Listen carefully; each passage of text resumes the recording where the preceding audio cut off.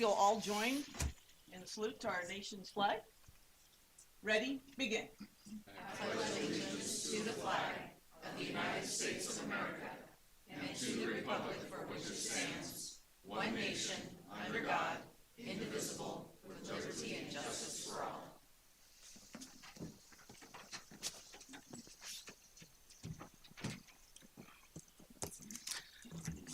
Good evening. All right, roll call and declarations of conflicts of interest, please. Councilmember Abram. Here and none. Councilmember Bixel. Here and none. Vice Mayor Franco. Here and none. Councilmember Moniz. Here and none. Mayor Bublak. Here and none. All right. Approval of agendas posted or amended. So moved. Second. All right, we have a motion and a second. Will you call the roll, please? Councilmember Abram. Yes. Councilmember Bixel. Yes. Vice Mayor Franco. Yes. Councilmember Moniz. Yes. Mayor Bublak. Yes, passes with a 5-0. And Parks, Arts, Recreation Commission, I would ask that you vote for Raj Sangha. Move to appoint. Second. We have a motion and a second. Will you call the roll? Councilmember Abram.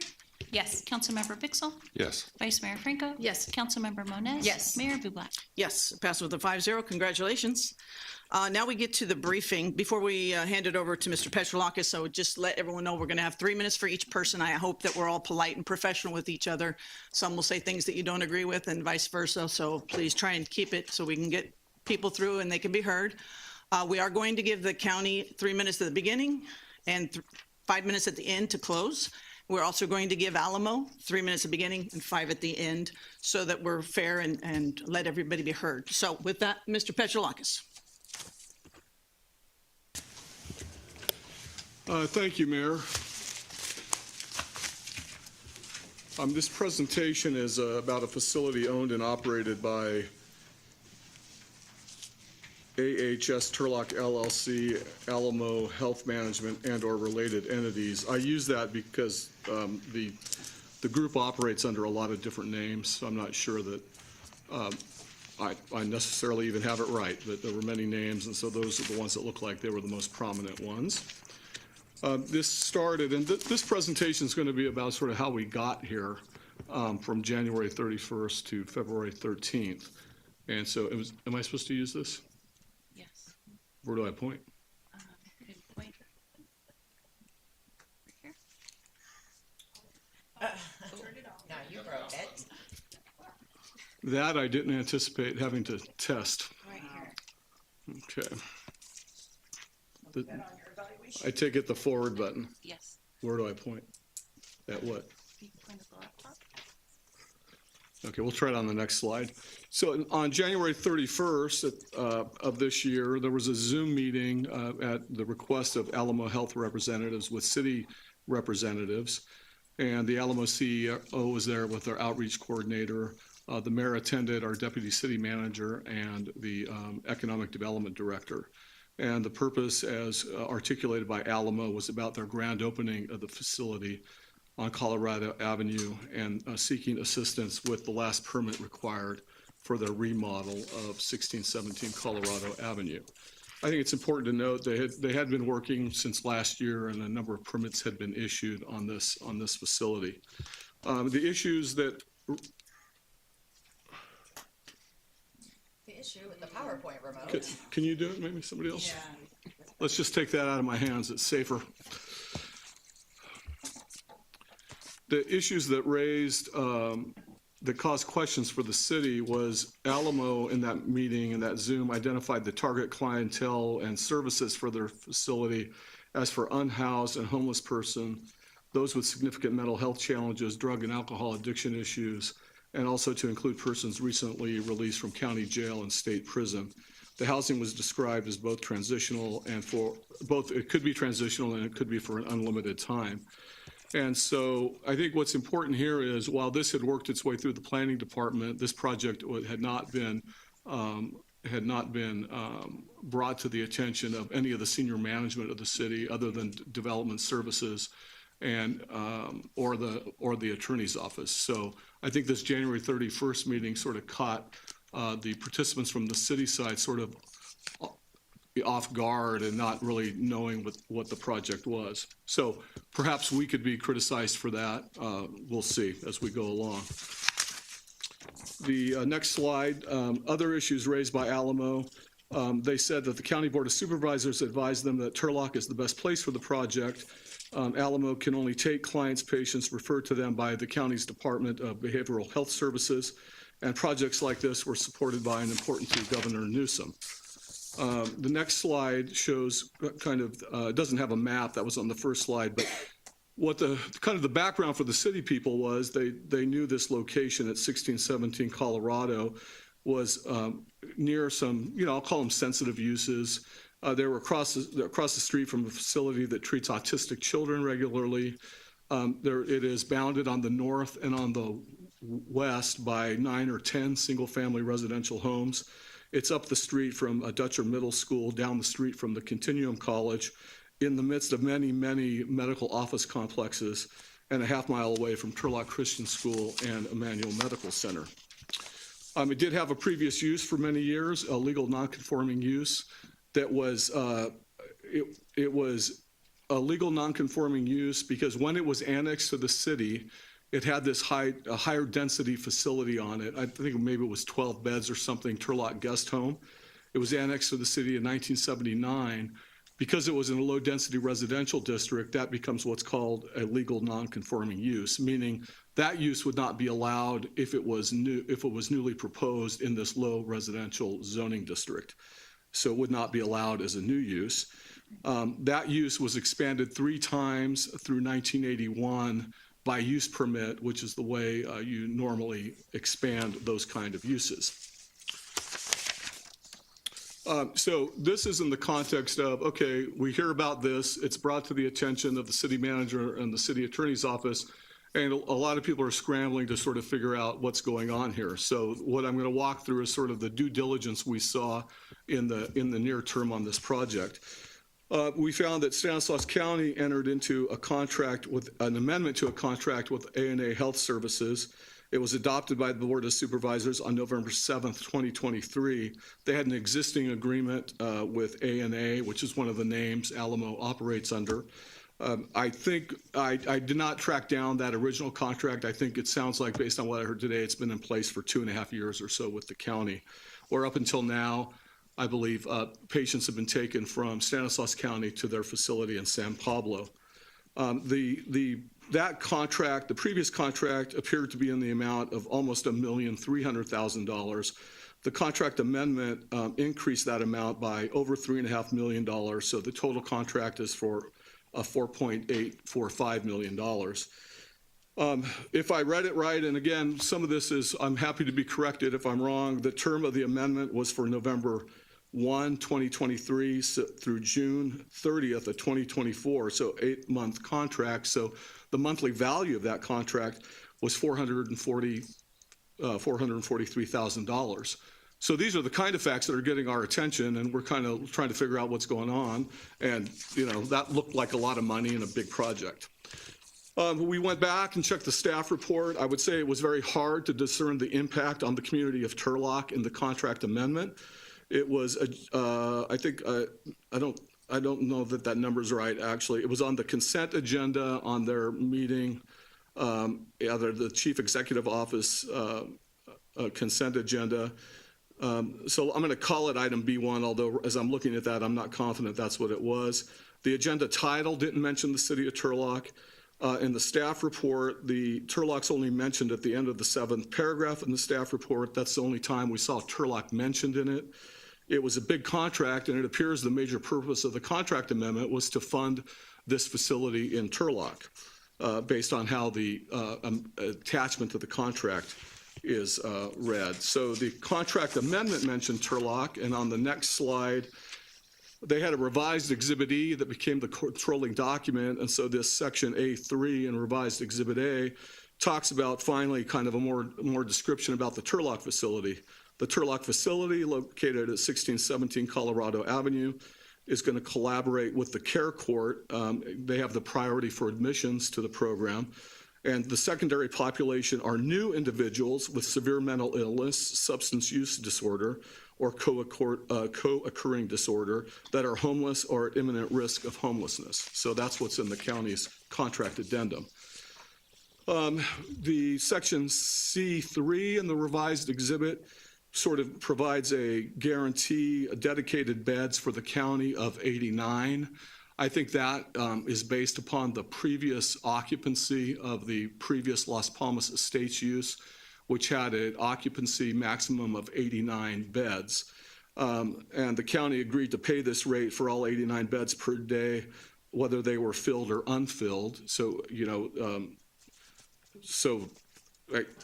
the county can explain what that means. I think in the meantime, I think for other legal reasons, Alamo reduced the occupancy from 89 to 84.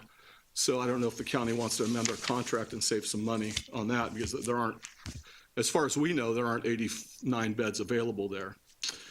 The staff report for this contract then referred to something called the BHBH grant, and it said that the contract with Alamo for the Turlock site would be funded by the BHBH grant and Mental Health Services Act revenue. So on the same agenda, it was more of an action item. There was agenda item 7.1, accepting the state grant for the Behavioral Health Bridge Housing Program for $10,800,000 and change. That was the amount of the county grant from the state.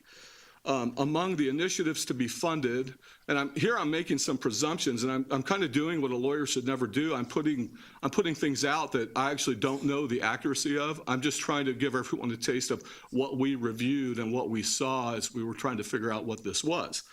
And so among the initiatives to be funded, we saw two things that looked like physical facilities. One was a new 30-bed interim housing facility in the city of Modesto, and then board and care patch rates for 89 beds per day. We believe that's the 89 beds referenced in the contract for the Colorado Avenue facility. It doesn't say that, so, but that we inferred that, I guess is the way I would put it. So again, it kind of repeats the priority population for BHBH funding are individuals enrolled in the care court, individuals with severe mental illness, substance use disorder, or a co-occurring disorder that are homeless and at the risk of homelessness are also eligible for these services. And then up to 89 clients per month will be eligible to receive enhanced services in a licensed adult residential facilities. It uses the plural. Again, we're inferring, so maybe there's other places that are being, funded by that money. It's really unclear to us. So the counties, then there was a PowerPoint presentation at the end of the staff report that the county staff used to present this to the board. And this is illustrative only, because again, I'm trying to get back to what was in our minds as we went through all this. And so the PowerPoint, and the next page is after the title here. I'm just showing you the some of the PowerPoint slides from the county's presentation. So the first one's just the title. The second one says plan for use of funds, and I couldn't do this. I don't do PowerPoint, but somebody in my office luckily could put these arrows on here. So that's basically pointing you to the 30-bed facility, right? And then the enhanced behavioral health services in licensed adult residential facilities, which we believe was at least partly the Turlock facility. So then we go to the next slide, and the slide after that. And the slide after that, which shows some nice pictures about interim housing complex features, and the slide after that, a draft site plan. All those slides are about the 30-bed Modesto facility. So that went into some detail, and then the next slide, which was about the up to 89 clients at licensed adult residential facilities, and that's all it says. There's no details about whether some or all of that will be in Turlock. So at this point, the senior staff is getting a little concerned, kind of what the heck's going on? I mean, because I think you can infer, that, what are we being told? What aren't we being told? And so we can move on, and I call the next part the last pieces of the puzzle. They're actually not the last pieces of the puzzle. I should have changed that title. Maybe they're the middle pieces of the puzzle or something like that. And this goes back to, basically, I think the county and Alamo, they've been very on point, I would say. The messages they're each sharing are very similar. It's basically that it's about the same use. It's been there for decades. There's no change in use. And they kind of, I mean, for me, it's become kind of a little repetitive and boring, but that's the approach they've taken. And so in the context of Alamo doing their due diligence before they purchased the facility last year, the city received an email from Alamo's legal counsel on August 2nd that sent the planning staff this zoning verification letter.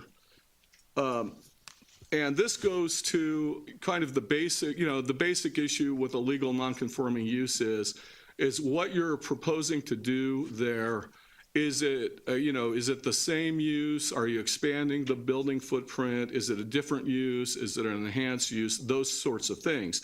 So here in a very well articulated letter sent to the planning staff by Alamo's legal counsel, they really walked the planning staff through the conclusion that Alamo wanted, that it was the same use, and there was no issue with the if there was an enhancement of the nonconforming use. And so again, this is all done at the planning level. None of this reached up to the manager's office or the attorney's office. The city response to Alamo's their attorney's inquiry described, instead of the city never signed that letter, so instead they described a city process for zoning verification. And kind of standard language. The exhibit there is from the website that our zoning verifications do not verify compliance or certify legal nonconforming status, because that's something you would carve out of that kind of analysis. So the city described that, the planning staff, development services staff described that process to them.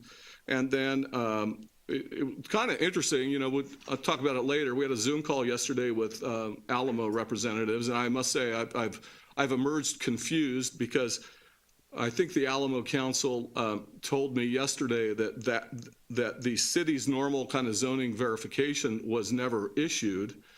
But in reviewing the documentary file today, to me, it looks like it was issued in January 9th of this year, and that's the exhibit here. So I put issued or not because I guess it's factually unclear. That one did not go to the legal counsel, as I recall. It went to somebody else on the Alamo staff, and I think so. Perhaps the legal counsel didn't know about it, or perhaps because it wasn't issued till January of this year, and it shows, it says the past use was senior living facility and the occupancy use requested is adult residential care facility. Perhaps it was prudent for that to be ignored because, Alamo had purchased the facility last year. So that's something, the city presumably will want to get to the bottom of.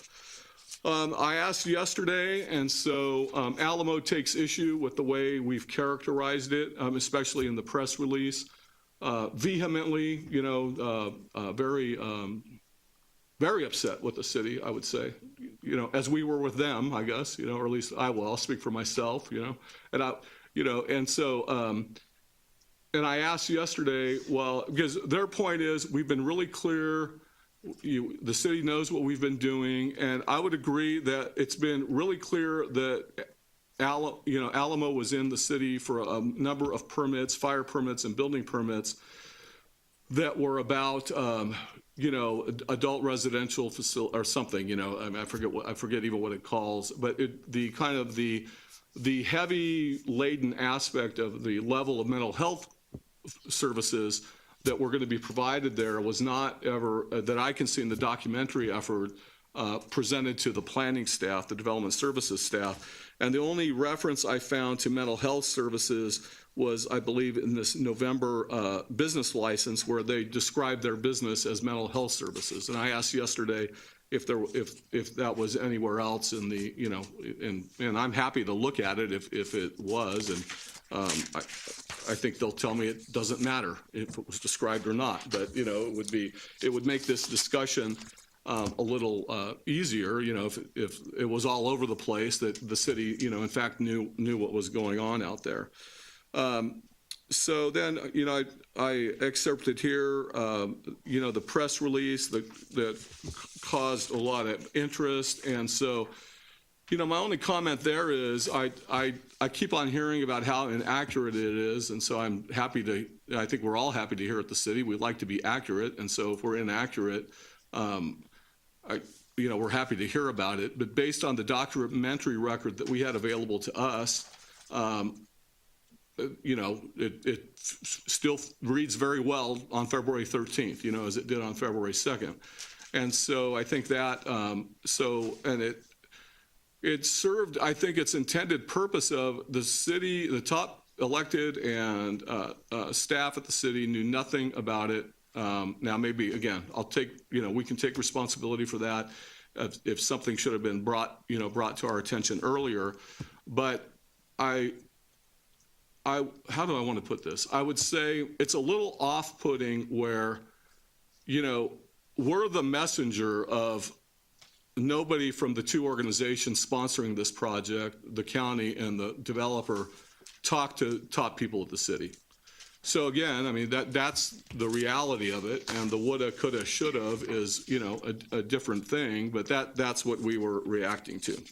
So more recently, we have a letter from Alamo that dated February 7th that took issue with our with our press release and things like that. A lot of it is the typical things I think a developer would do in selling a project. And that's fine. I mean, my day job, I represent developers. I've represented them for 30 years. I understand that process.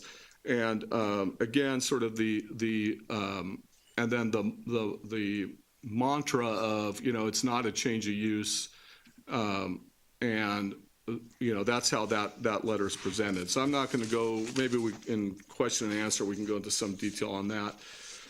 We had a Zoom meeting with Alamo representatives yesterday. They asked for the meeting in the February 7th letter. I would say, we got some information.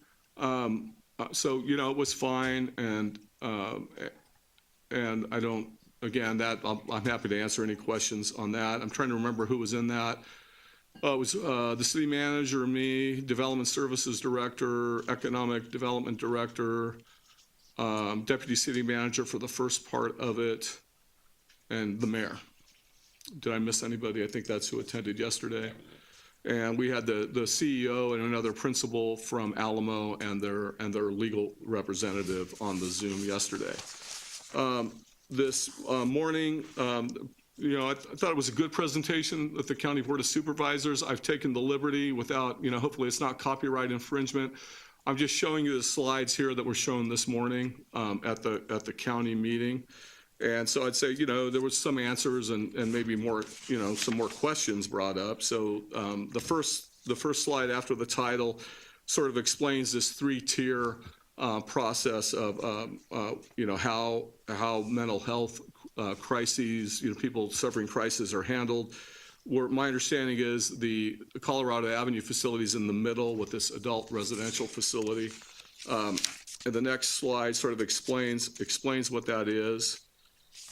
And then it has this enhanced behavioral health designation on it.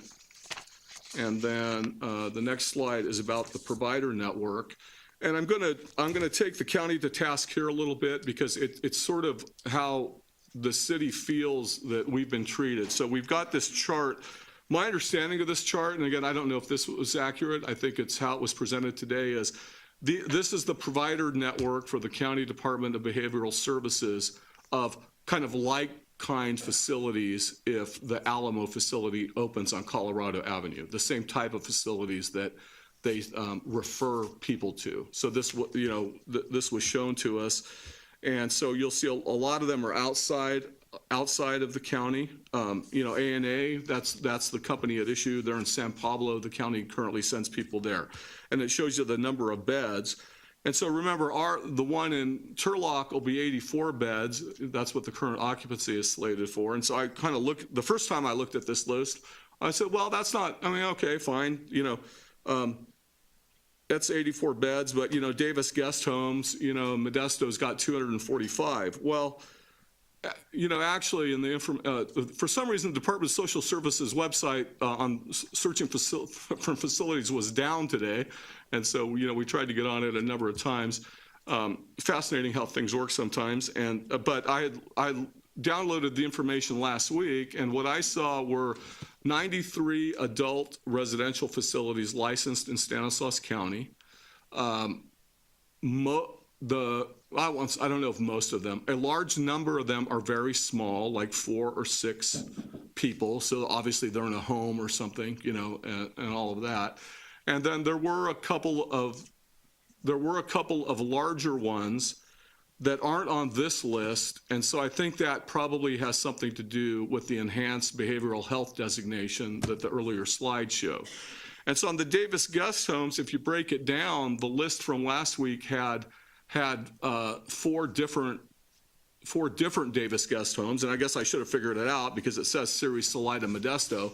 So while the aggregate may be 245, I do not believe any of them individually was over 50 or 60. That was the biggest one, So really, in the county, for this provider network, I believe, again, with the enhanced behavioral health designation, Turlock will have the biggest single facility, which was never pointed out to us. It wasn't pointed out this morning. Then the next slide is about the update from ANA.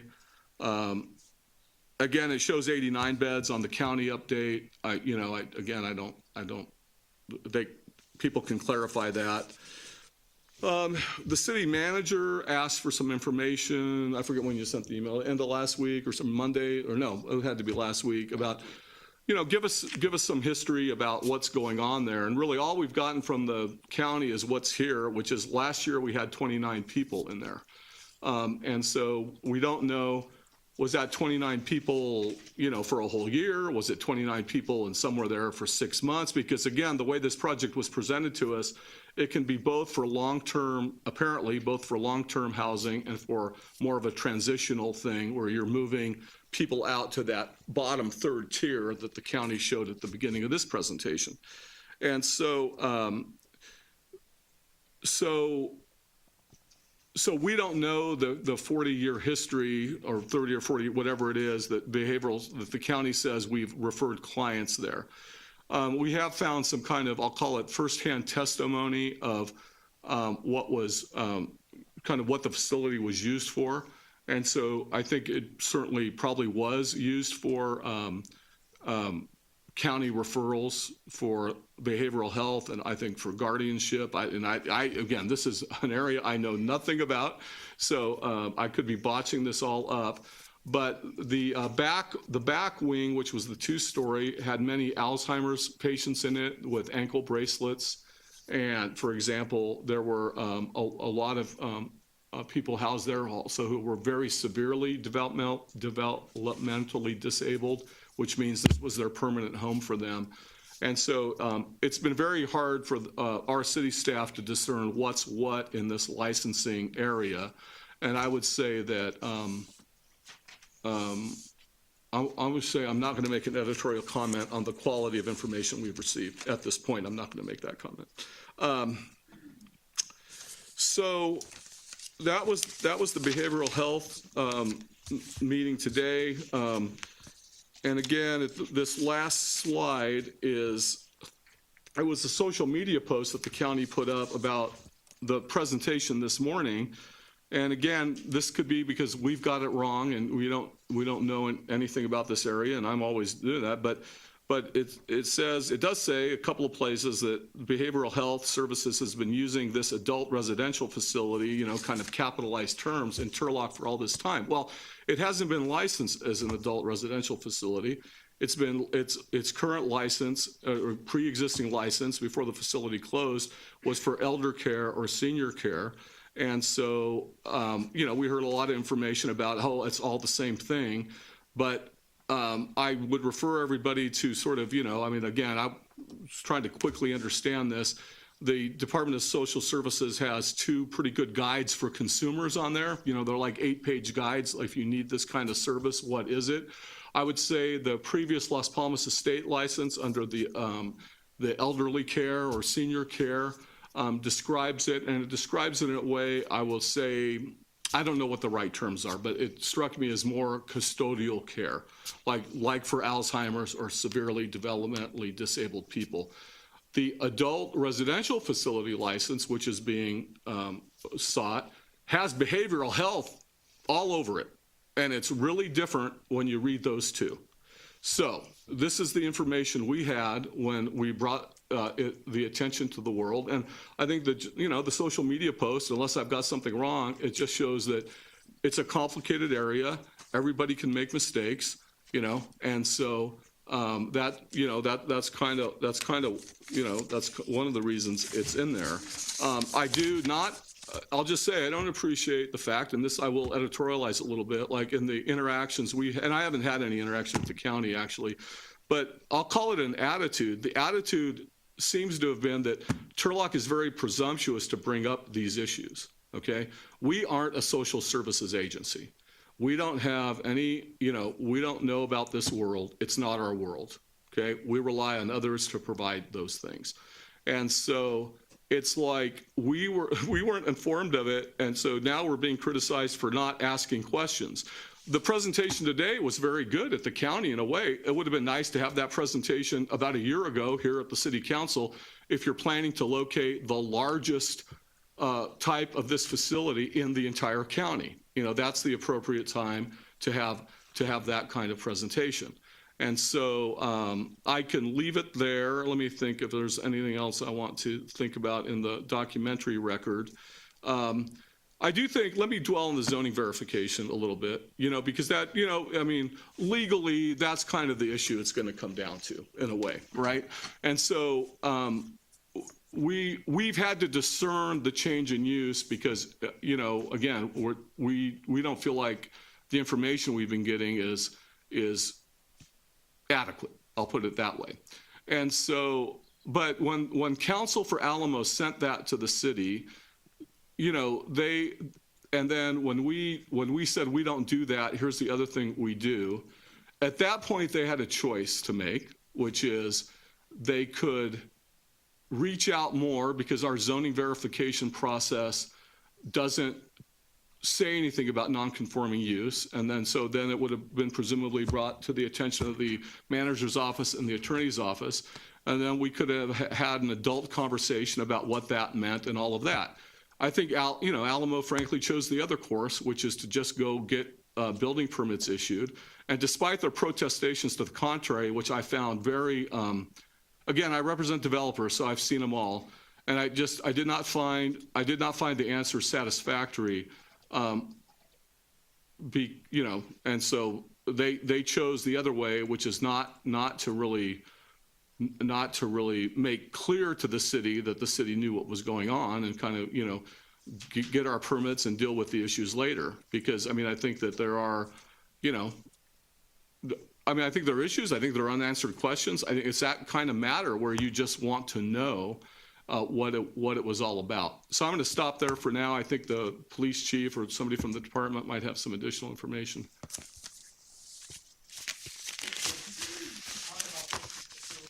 Your mic's not on, Chief. And do it from there. How There you about go. now? It's working.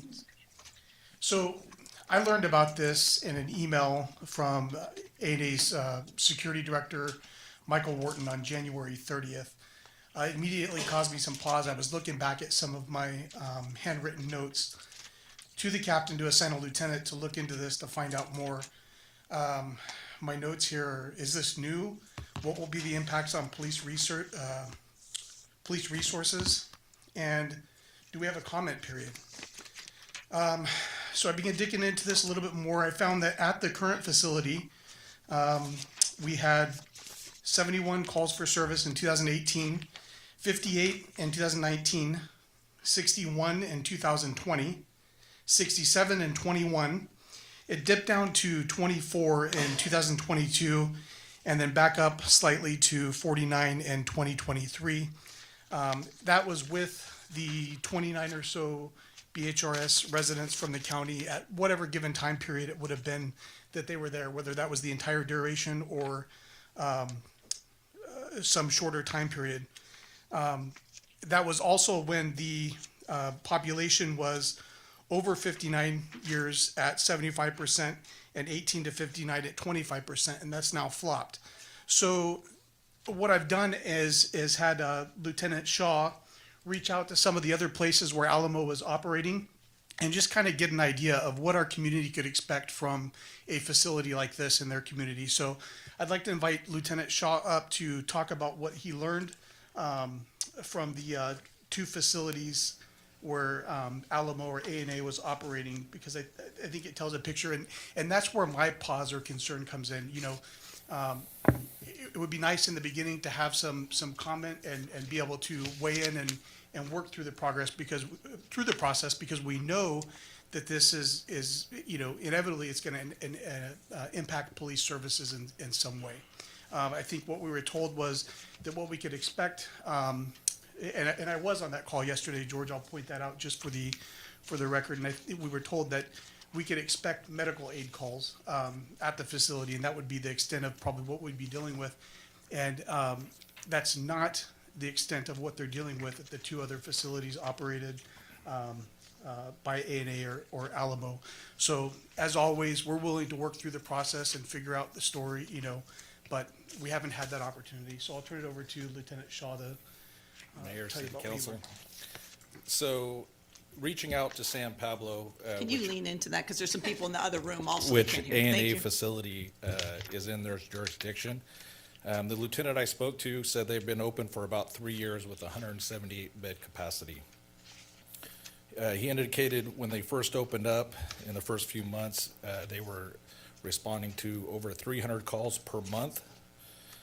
He said they were going out there 7 or 8 times a day. He said working closely with ANA and the facility, changing some policy and procedures. They were able to move that number down to about 30 to 40 calls a month.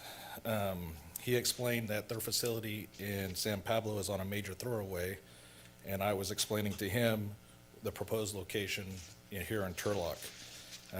He was very concerned, or expressed serious concerns about it being next to schools or in a residential area. He says the facility he can actually see from the police department. He says clients are in and out of the facility at all hours. He said many of the clients walk into local parks, into neighborhoods. They use, purchase, and sell narcotics, panhandle, and loiter. So he said that it's pretty much an open facility, although there are a few on conservatorship. Per lieutenant, it had got better with the meetings, so I asked him to give me the last 365 days, the calendar from the day I talked to him, which was this week. So in the last year, they went to 446 calls for service. They took 121 reports or cases. They made 18 arrests. So he said the calls ranged from missing persons to 5150 mental evaluations, assault and batteries, fights, possession of narcotics, vandalisms, and they had a rape. Facility calls for mental health evaluations because they have a psychologist on duty during business hours, but apparently that psychologist rotates between facilities. The next facility I talked to was in Grand Terrence. It was the J.C. Wallace House, which is in the San Bernardino County Sheriff Department's jurisdiction. I talked to the lieutenant there. He said that the facility came in at August 2023, or right about there. He said that Grand Terrace initially thought it was going to be for traumatic brain injury rehab, and according to them, he says that there's approximately 140 bed capacity. They're currently about half capacity. In the last 6 months he gave me since the inception of them opening up to the day I talked to him, he had 78 calls for service in the first 6 months. Most of his complaints were similar in nature to San Pablo's, and his complaints were the same. Grand Terrace is a contract city, so they only have one deputy assigned to that city, which he says ties up his deputy a lot. He says each call can take between an hour to 3 hours. The J.C. Wallace house is in a residential area, similar to what ours would be. And he says he's had several issues, such as mental crisis episodes in residential front yards, in streets, and in the general area. The lieutenant explained that he explained that they were at the facility for more than 12 hours in one call. I'm sorry. He says when the patients leave the facility and their extended leave is past 12 hours, he believes that the medication that they are on starts to wear off. They miss 2 or 3 rounds of medication, which causes severe issues. Any questions? Questions for the lieutenant? Thanks, Lieutenant. So you, I just want to ask, are those facilities, I mean, is it apples to apples to what they're proposing here? I think these are a little larger. At least the San Pablo one seems to be 178. It was my understanding that the one here in town was going to be 120 beds. I didn't know the number. That's what I was told. So in Grand Terrace, they're at half capacity, so they have about 70 residents currently. Yeah, I was not meaning necessarily the size of the place, but the type of services that are being offered of the residents. It's my understanding it is. Okay. Yes. Lieutenant, can you elaborate on why that city believed that facility was going to be serving traumatic brain injury So patients? I never talked to anybody from Grand Terrace. Interestingly enough, it was on their agenda for city council tonight. The lieutenant sent me an email today. It got pulled, and it's going on to the next city council member or meeting for Grand Terrace. They're watching our meeting, I'm sure. Thank you. Well, I Is told that him a I was going to question? watch his. Was that a question? Yes. Chief, do you have anything to follow up with? no, I was just gonna say that, I just wanted to draw the conclusion that you can see after we haven't had much time to research this, and we're kind of scrambling around going, what are we getting here in Turlock? And it causes me a little bit of anxiety, to be honest, because we've had a number of issues, and I'm gonna have to deal with these issues, so we just haven't had the time to research, and it really causes me pause and concern, especially when you reach out where these facilities are operated, and maybe it's different, we don't know, we don't have enough information at this point to determine exactly what we're looking at, if we're comparing apples to oranges or what, but, thank you. Yeah, and I would like to amplify on that. I mean, literally, we don't know, but we have gotten a lot of representations that, I think in the CEO's letter to us, that all we're taking is what the county's always sent there. And, that might be true. I mean, it strikes me as perhaps unlikely, given the change in focus of it and what was there before, and, how many of them came from behavioral health versus some other, department in the county. And that's why, I mean, kind of one of our staff recommendations is, do you want us to find an expert to help navigate this? Because I'm almost sure we're going to hear that the San Pablo and the Grand Terrace facilities are completely different than the Turlock facility, right? I mean, that, because if there is a difference, you would accentuate the difference, if you're a developer. And so, but we don't know, we don't know how to judge that information, so. So questions for Mr. Petrolakis before we open it to the public? Just questions. Okay, questions. Where do I start? I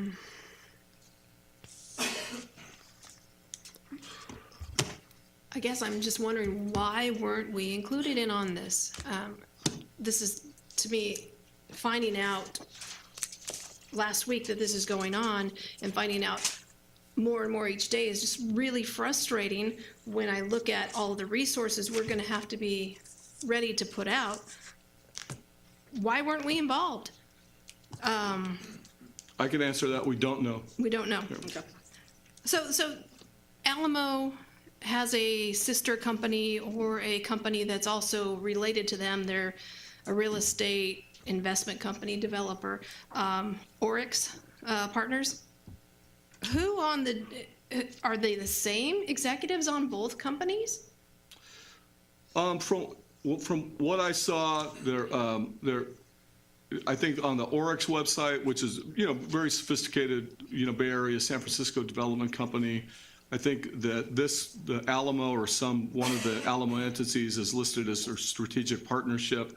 And I didn't delve deeply into it. I mean, the Alamo or AAA website, it's like one page. I mean, there isn't a lot of information. It lists the 3 facilities.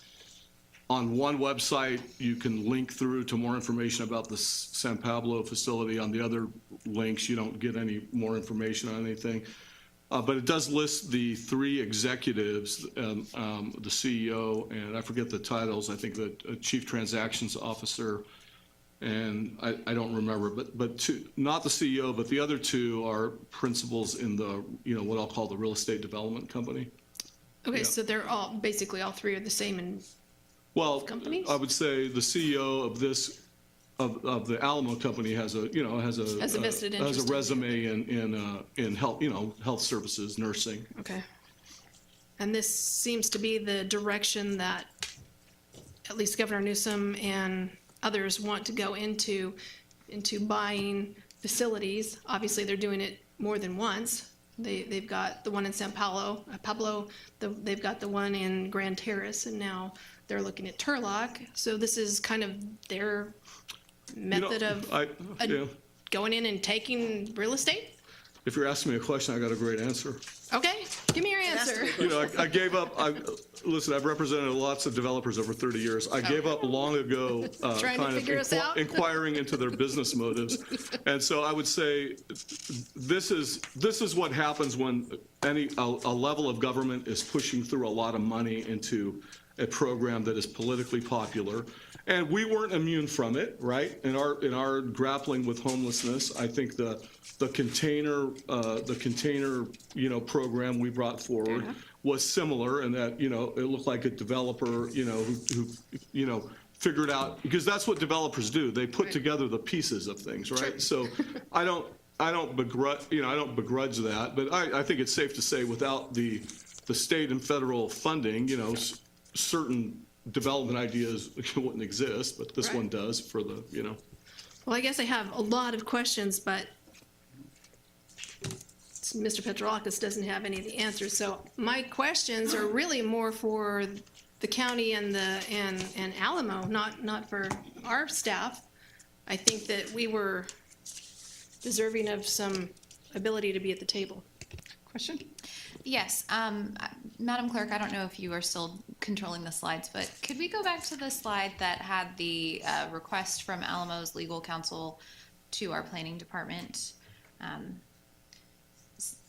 That is something that I would like to be able to read a little bit more. And Mr. Petrolakis, my question to you is, I understand that the city did not sign that, and we returned a letter saying this is our normal process, but since you said, the legal issue really does come down to what to do with an existing non-conforming use and whether or not it is an expansion or intensification of that use. Can you explain a little bit about what the process is normally when an entity who's trying, no, I think it was a smidge earlier. One more slide before, thank you. What is the process when we have a non-existing use, and how is it handled at the staff level? When is it brought forth above, the director level? What are the city to look at? I've inquired gently into that some, because I think that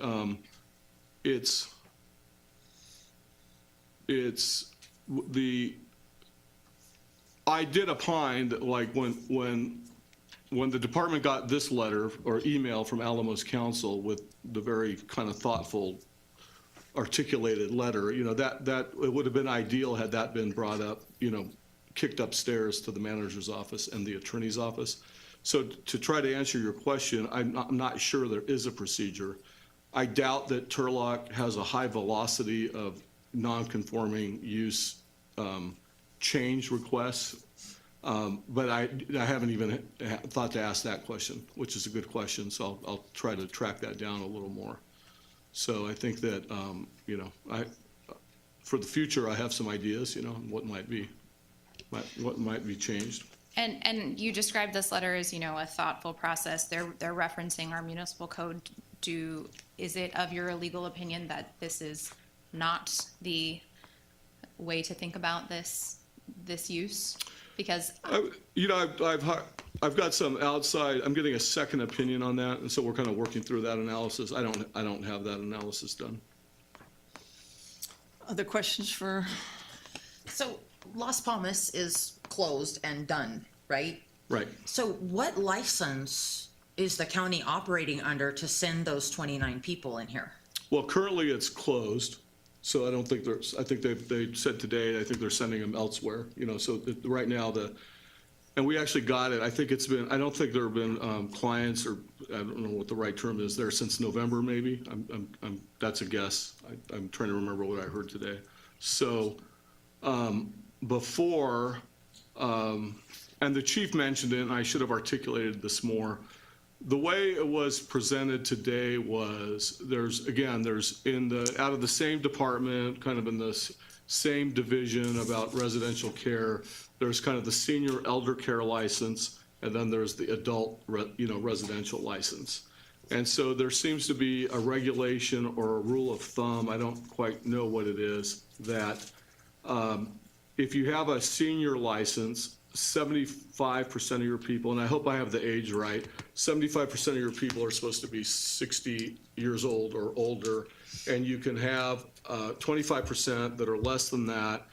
But on the website for DSS, it does say they have to share, I forget what it is, characteristics or something. So how that was done, I don't know. And then it flips if you get the adult residential license.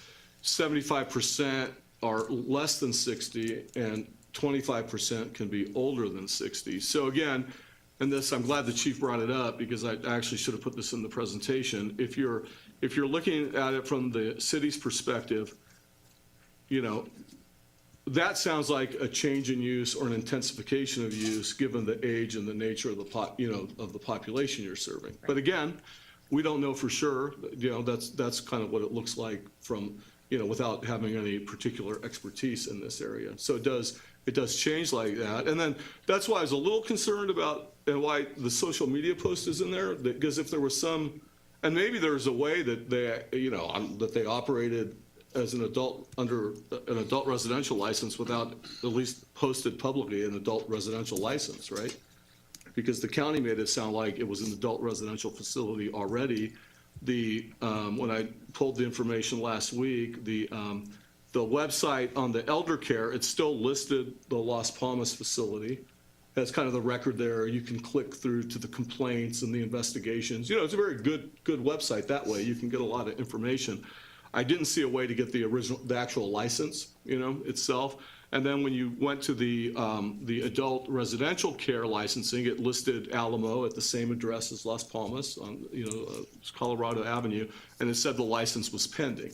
And so clearly they've applied for a license. I mean, that's one thing.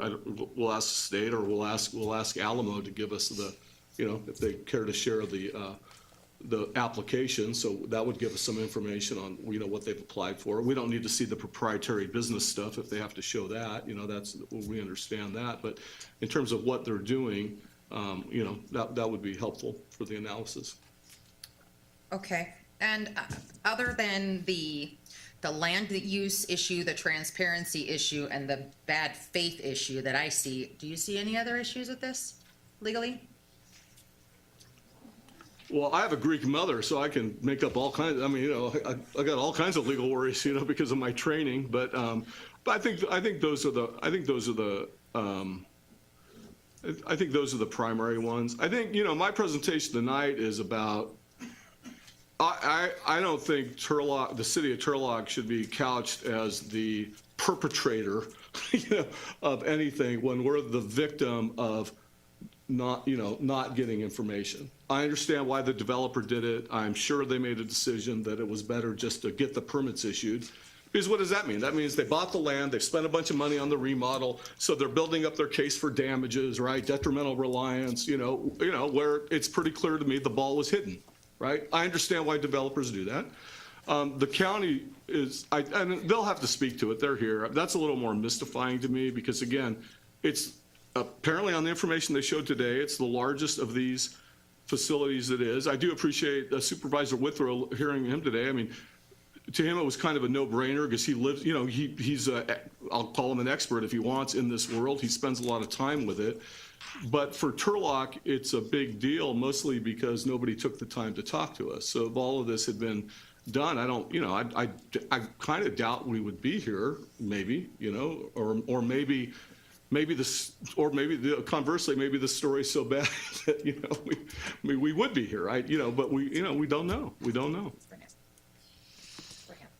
All right. So before we start, in honor of the Super Bowl, Supervisor Kids, did you want to punt or kick? County goes first or second with Alamo? All right. You're receiving. Got it. Thank you very much. Council, Vito Chiesa, Stanislaus County Supervisor. With me tonight, I have Supervisor Terry Withrow out in the back area. In the back area, we have Buck Condit, Chance Condit, and Manny Graywall. So all board members are here today, along with our Behavioral Health and Recovery Director, Tony Vartan, and Ruben Imperial, who is the Assistant Executive Director, Officer of Stanislaus County, along with our County Council. So everyone, and they're all Turlock residents, I think, most of them, here tonight. Just a couple of things I want to mention. First of all, I want to thank four of you for coming to our board meeting today to listen to the presentation. I just want to do a couple of clarifications, if that's okay, because again, it comes down to what I hear is hiding the ball. But I just want to, I know that Amy and I had a conversation on Wednesday. I think it was the 31st of January. She said it was a retirement home and that we're changing the use, the county is. And I said, I made it very clear that we were placing behavioral health consumers inside that facility, have been for, and I said 2, 5, 10, 20 years. I'm not exactly sure at the time. I didn't, because as you so eloquently put, Supervisor Withrow is our behavioral health specialist. Subsequently, I've had a conversation with Rebecca, Kevin, and Cassandra, talking about the placements there. We also placed adult protective services individuals within that facility, and it goes back decades. We think 35 years, but 41 years it's been in existence. It could have been the whole time. And so, again, in our mind, it was taking 29, that's how many beds we had. When the facility was closed, 29 individuals had to be moved to another facility, but it's been as high as 40 from what I've ascertained. The current owner, I tried to get a meeting with him and wasn't able to, but that's the number I hear. I think most people in the neighborhood, I spoke with some individuals sitting here today, they talked about it being a behavioral health. I think you'll hear that there were behavioral health consumers inside that building receiving treatment. We can sit and argue about the zoning or what was legal there or not, George. I don't know. I'm not a legal expert, but we've been placing people there. That's a fact. It's not up for question whether we've been placing people there. And then the other thing is the county being a sponsor. I've heard that term a couple of times here. The county is a third party who wants to contract with the facility. Currently, we're sending people outside of our county. Clients from Stanislaus County are going outside of our county, as you saw on that list. And no matter how you look at it, sending people outside of county is not good. Consumers have family members that we want them to be close to. And so, Thank you. Ashley, Betty, who's up for Alamo?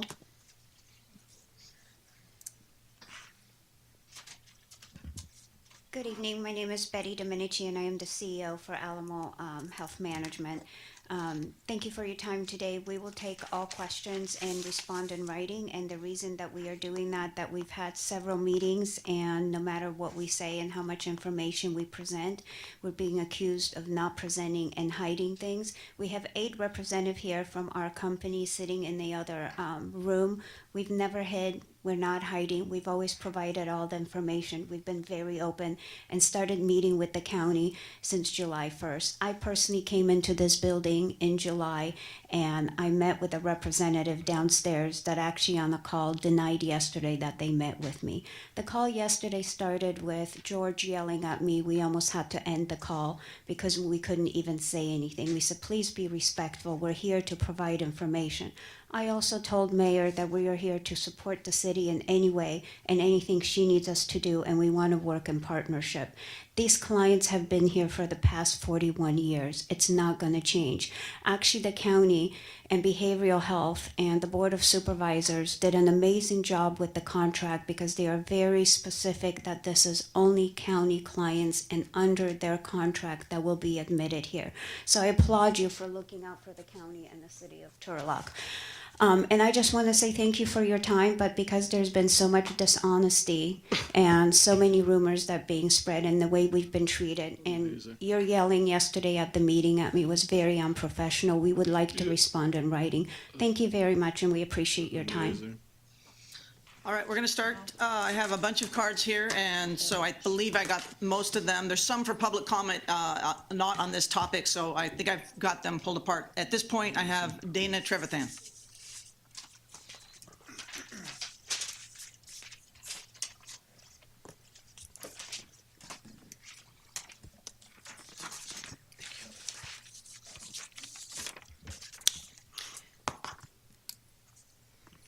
Good evening, Mayor Blue Black, City Council members, and city officials. My name is Dana Trevathan, Superintendent of Turlock Unified, and I am here this evening to express concern over the recently announced adult residential care facility at 1617 Colorado Avenue. Although Turlock Unified School District meets quarterly every school year to collaborate with city, university, and TID officials to learn of plans and updates that may affect any one of our organizations, this matter was never discussed or brought to our attention until recently. Subsequently, based on written and social media information received pertaining to the targeted audience who will occupy this facility, we are respectfully requesting immediate action and collaboration occur with local, county, and state officials to secure a different location that is not within close proximity to our schools and young people. 5 of our 15 schools in Turlock Unified are 1 mile or less from the newly renovated Alamo facility. Dutcher Middle School, Turlock High School, Academy Charter, Juline Elementary, and Kroll Elementary, housing 4,752 students ranging in ages from 3 to 18 years old. Your persistence in working with county officials to secure a different location that will provide housing for challenged residents is appreciated and necessary to support our ongoing efforts to create safe, secure schools for children and the adults who work hard on their behalf. Over the past 9 years, and because of the generosity of our community, TUSD has invested heavily on safety measures, active threat training to all staff, increased campus supervisors, increased crossing guards, and full-time school resource officers at both comprehensive high schools and junior high. Safety continues to be at the forefront of creating secure learning environments that put student, parent, and staff minds at ease so the focus can remain on students' academic and social emotional needs. Additionally, we meet and communicate regularly with Turlock Police Chief Jason Hedden and Captains Miguel Pacheco and Steve Rodriguez and appreciate their continued support in our efforts to protect and secure our TUSD community, which includes roughly 14,000 students and 2,000 staff. In the past, we have also relied on the support of Stanislaus County Supervisor Vito Chiesa and CEO Jody Hayes in our efforts to return students to schools during the pandemic. Although Turlock Unified recognizes our mayor, city council, and city officials are working diligently to collaborate with county and state officials on this matter, we strongly urge all governmental bodies to collectively look for alternatives and not move forward with current plans. If not, our schools and student safety may be compromised. Subsequently, we implore you to reflect, reevaluate, and resume. I'll leave a copy with you. Thank you. Linda Ripley. Linda Ripley. Linda Ripley. Coming from the other room. Oh, there you are. Thank you for hearing me. I do not understand how they can feel that they can put our people in danger like this. Why they can't pick 10 acres out in the middle of nowhere, put a house on it, and wish everybody the best. I don't want to have to deal with this. We have enough problems. We all have problems. They're all different problems. But this, I don't want this to be another one. This is not safe for the students. They have enough problems. What are we going to be turning out here? I just don't understand how they think that they should have the right to go forward with all this. Anyway, I'm done. I don't know what else to say, but good luck. Thank you. Debbie Martinez?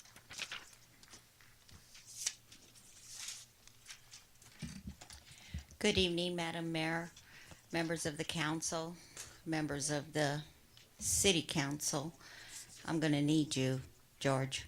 My name is Debbie Martinez. I represent We Are La Raza Parents Union. I am the voice for the voiceless. I am the one that goes and makes sure that our children's portal is secure. Our children have a right to enter into a school setting that is safe, secure, and peaceful. Article 1, subsection 28. That's the Constitution's. No one's above that. And in saying that, I was at the board meeting today, City Council. They all know who I am because there too, I want to make sure that our voices are heard. We are taxpayers. We are stakeholders. We are local voters. Where is our voice? Your wall says, in God we trust. Past God, who else are we going to trust here? Who can we turn to when something terribly goes wrong? Nobody takes accountability. We've had pedophiles in our schools. I helped get one out of Dutcher.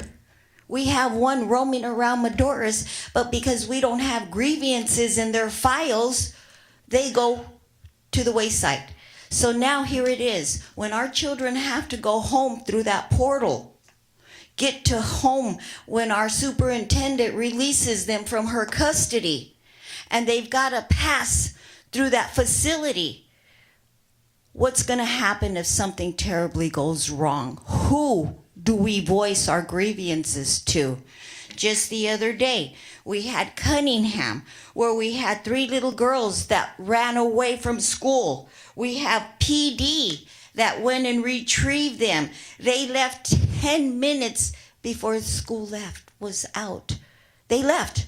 What happens if we have runners from our autism program that are right down the street? Where is our children's democracy being secured? Who is securing our children's democracy? Who has taken the oath under our constitutions to secure our children? We were never informed of this. As stakeholders, as local voters, as taxpayers, and if we're mandated to send our children to a public facility outside of ed codes, we are now going to hold all of you accountable if something terribly goes wrong. And that lady that just got up right now and said in this morning's meeting that they're not going to have inmates, that no prison inmates or county inmates are going to be housed there. But what about relapse? She never mentioned if they relapse. She never mentioned they start at 18 years old that they're going to start taking in, and our junior high Thank you, Debbie. is at that prime stage. Thank you. So Ron Bridegroom, did you want just public comment, or did you want, where you at? Did you want this one?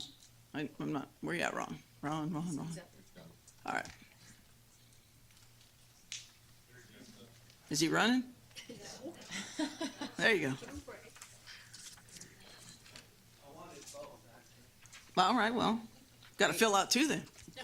Brady. I'm just kidding. Thank you. Okay. A lot of comments. Councilman Bixel, the place in San Bernardino, Grand Terrace, used to be a senior assisted living place, and the seniors there were given 60-day notice to, find some other place to go to. what I see a pattern here. Supervisor Rithrow talked about how we have a growing need for mental health. Okay.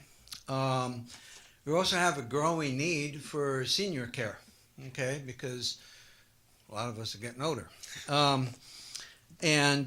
What we see here is a pattern to where A&A will buy a senior assisted living facility and then they flip it into an adult residential facility. So when the director of behavioral health gave the, I'm going to use the term sob stories, the emotional stories this morning about people who had to move, some of their clients or consumers that had to move to different facilities and it was hard on them. Well, that also happens to seniors, okay, to where now they're taken away from their caregivers. They're put in new environments. If you've ever had a loved one with Alzheimer's or dementia, which I've had, you know how hard that is. So what we're doing is we're taking seniors and we're kicking them to the curb and we're bringing in other individuals and we really don't know who those individuals are. And if you look at the contract, one of the options in the contract of level of treatment includes people with a major health condition who have been residing in community secured settings or locked settings, who may have chronic disease, is present and may or may not be controlled with medication or life support. Who knows who they're going to be putting in here? I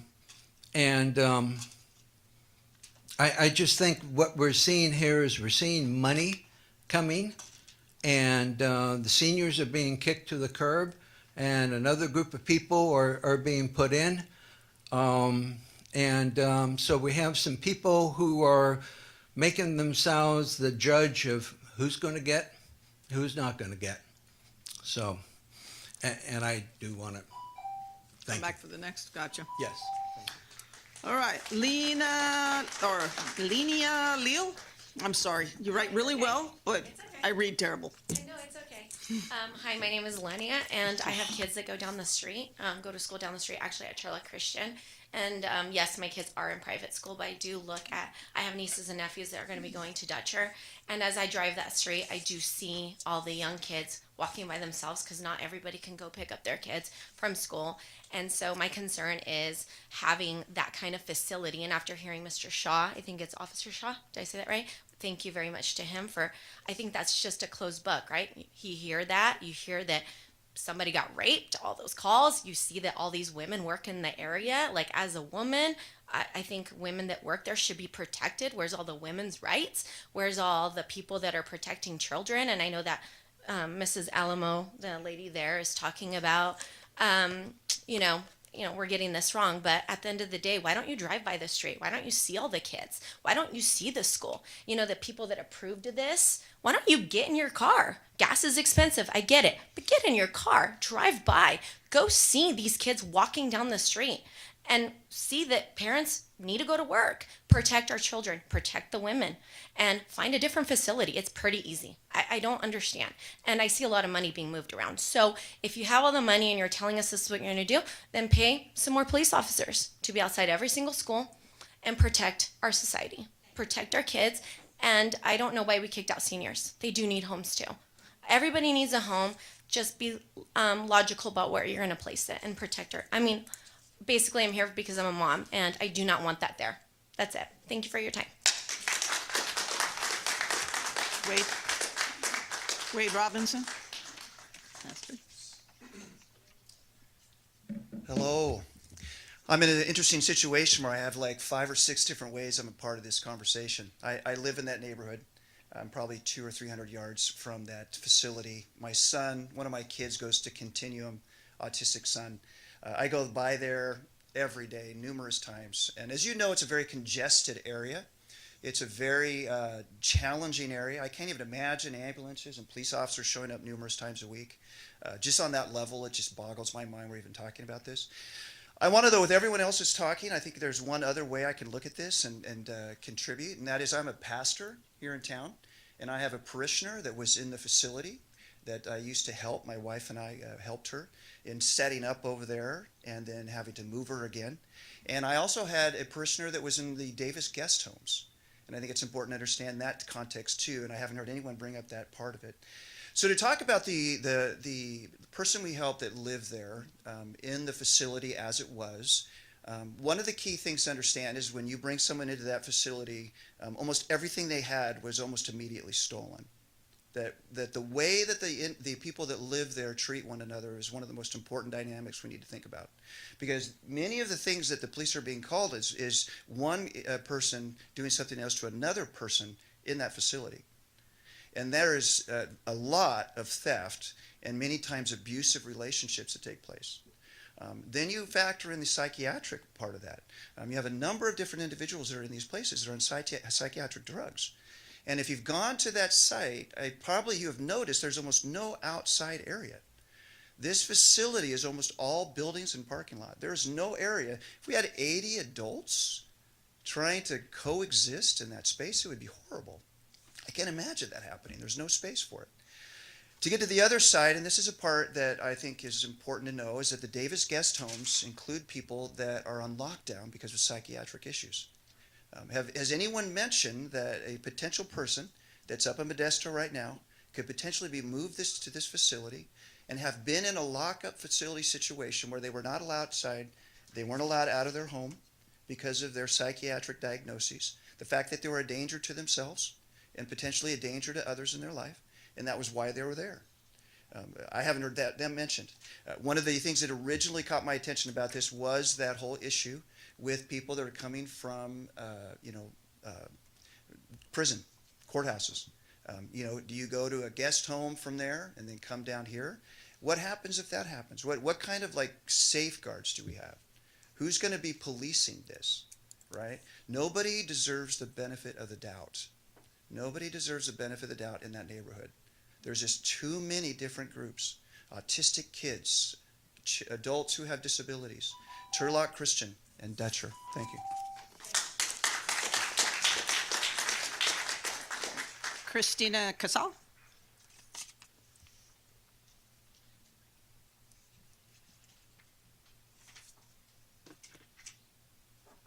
Did I say it wrong?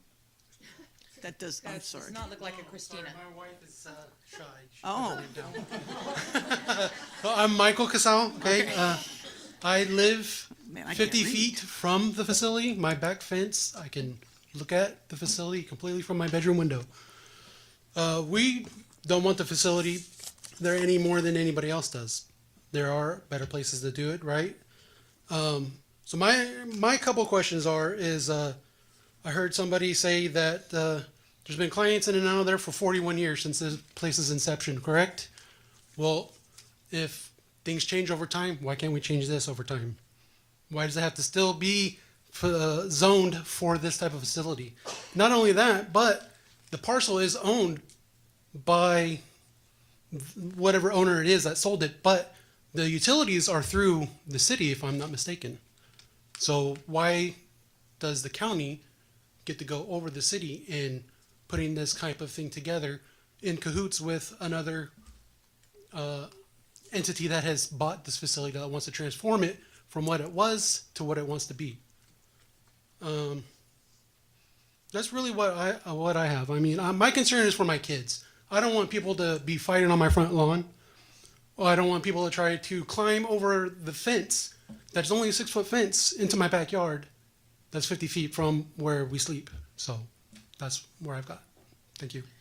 Thank Christina too. Patty? I'm not as articulate as some of the other people that have been before me, but I feel I have some experience to share with you. I too, with what everybody has said, my number one concern are the children. I have 23 grandchildren.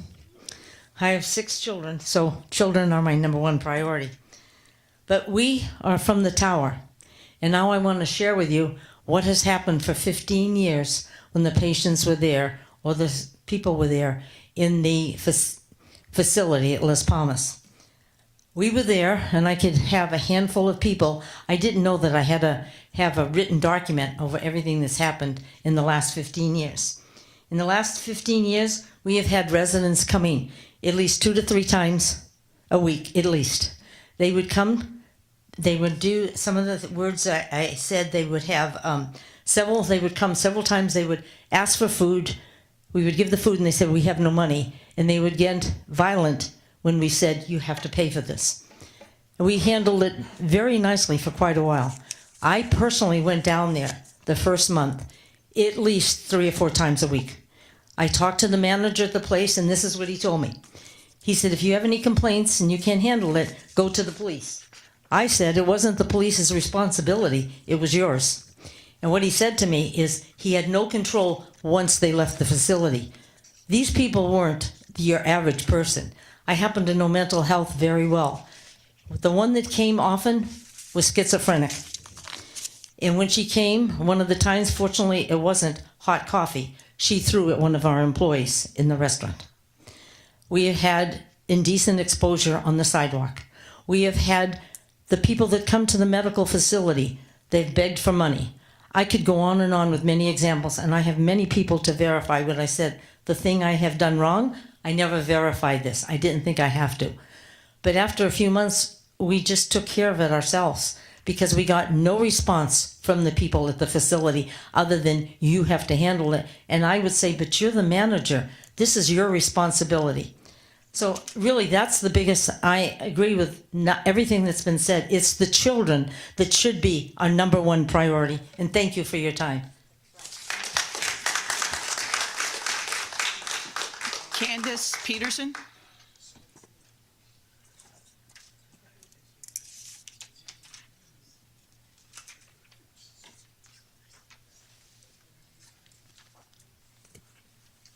Madam Mayor, council members, staff, supervisors. I've heard from parents. I am a parent. I've heard from neighbors. I am a neighbor. I live within about a quarter mile. I agree that children are important, vitally important, need our protection, need everything we can give them. I agree that there has been massive miscommunication, misunderstanding, maybe misstatements.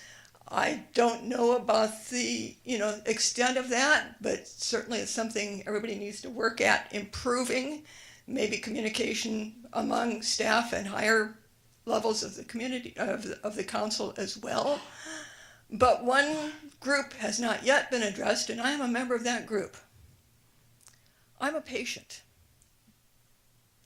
I was at Modesto Psychiatric once upon a time, a locked facility in Modesto, which would not let me out. That was part of the rule. When I was released, well, back home, which was 4 houses down from Kroll School. Obviously, I survived, and I thrived, and I'm here now.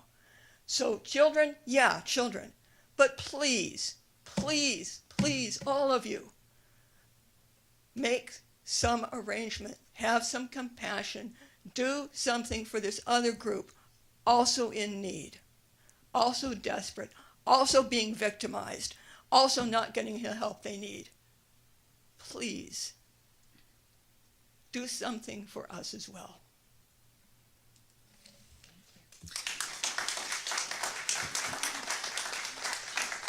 Amanda Barnett?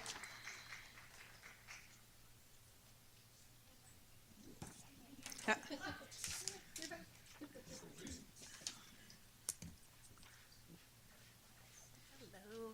my name is Amanda Barnett. Hello, everyone. I've never spoken at something like this before. Welcome. Thank you. I feel very passionate about this subject because I work for Stanislaus County Behavioral Health. I have utilized the facility as it was, as Las Palmas. We utilize transitional boarding cares. All the places that were on that list, I have referred clients to those services. And so I just wanted to come and express my experience with the severely mentally ill, and that they do require a lot of support, and those people just need, I think the most important thing I wanted to say is that somebody who is placed in that facility is not just dropped off, great, thank you so much for being able to be here, and left all alone, right? They're open to a treatment team. They have psychiatric medication that they're required to take. They have to, participate in mental health services. They receive case management services. They receive lots of, group services and ways to help people to recover, because mental illness is an illness and it affects people. And there are a lot of people who were Turlock residents who have severe mental illness who are not able to live here because they have to be sent outside of this county, and their family members can't go and visit them, can't see them, and they have a lower quality of life as a result of that. And so having this facility and allowing them to be here to be with their family will increase their quality of life. And so I, have responded to lots of 5150 calls and have been there to, respond in that situation. And so, I really support this for the residents of Stanislaus County, for Turlock, for the people that don't have a voice. I mean, everything that everyone has said is absolutely true. Support the children as well and all of that. But that facility has been there for a long time, and they're not just left, sorry. And also, the transitional boarding care, in my experience, is even higher quality of services that they're providing to the people as opposed to a regular boarding care, which is what Las Palmas was prior to. And they actually are able to provide more services and better support and 24-hour staff and all of those things. So that was all I wanted to say. Thank you.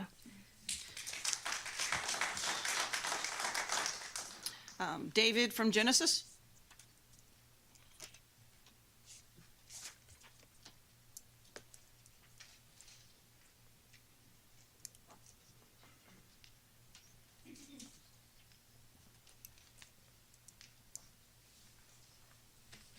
Good evening, everyone. My name is David Yacco, and with me is Carlos Pereira, who also represents Genesis Behavior Center Incorporated. Located across from formerly known as Los Palos Estates at 1617 Colorado, where Alamo is planning on residing their mental health institution. Madam Mayor, council members, city manager, city attorney, and all officials present. Genesis Behavior Center has been established since the year 2003 and has treated children with autism and other disabilities since.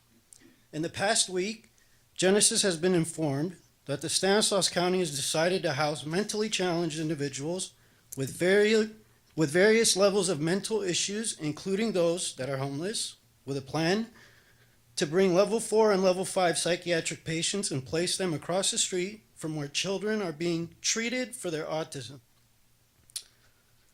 This decision is deeply troubling and possesses a significant risk to the safety and well-being to these vulnerable children. These individuals that will be placed across the street from Genesis Behavior Center will pose a danger to themselves and others. As a member of our community, we are deeply disturbed by the potential consequences of this decision. Placing a high-risk psychiatric patients in such proximity to children receiving treatment for autism is not only irresponsible, but also dangerous. These children, already facing significant challenges, deserve to receive their treatment in a safe and supportive environment, free from the potential dangers posed by a presence of high-risk individuals. We ask you to reconsider this decision to prevent moving forward. The safety and well-being of our children must be our top priority, and placing them in harm's way is simply unacceptable. There are surely alternative locations where these patients can be housed without posing a threat to the children in our community. We urge you to listen to the concerns of the community and act immediately to address this serious issue. We cannot afford to jeopardize the safety of our children for the sake of convenience or money. It is our responsibility as adults and leaders to ensure that our children are protected and that they have the opportunity to grow and thrive in a safe and caring environment. Madam Mayor, city officials, please consider the implications of this decision carefully and do everything in your power to prevent this from moving forward. Our children's safety is at stake, and we cannot afford to let them down. Thank you.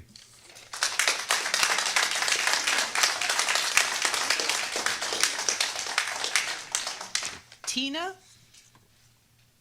Tina, no last name? There you go.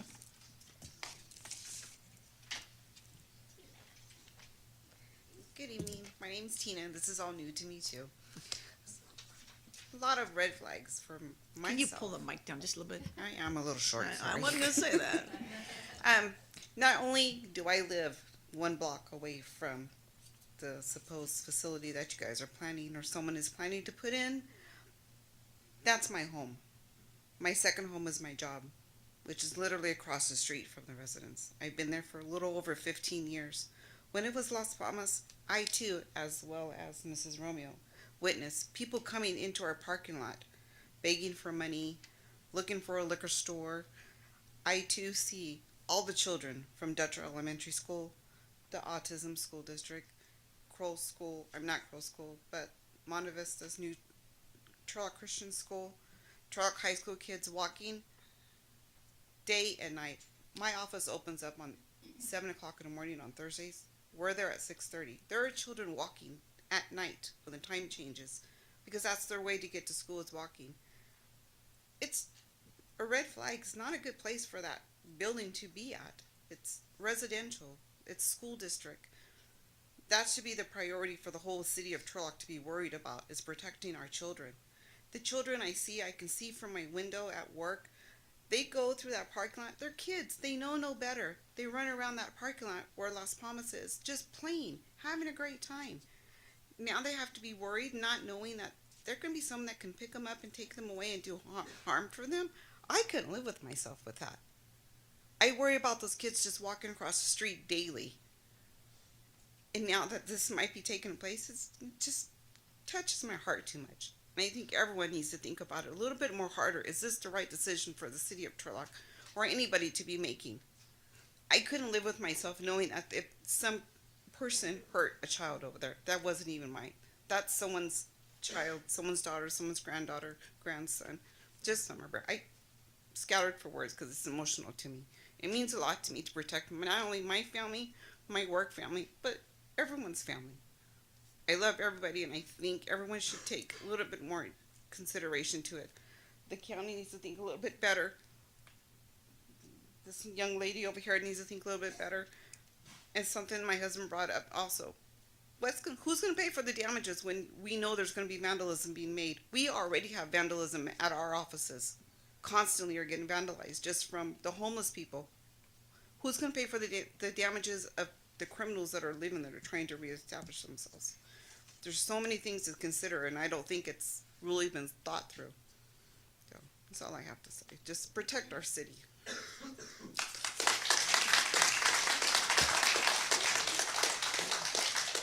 Manuel Jimenez Jr.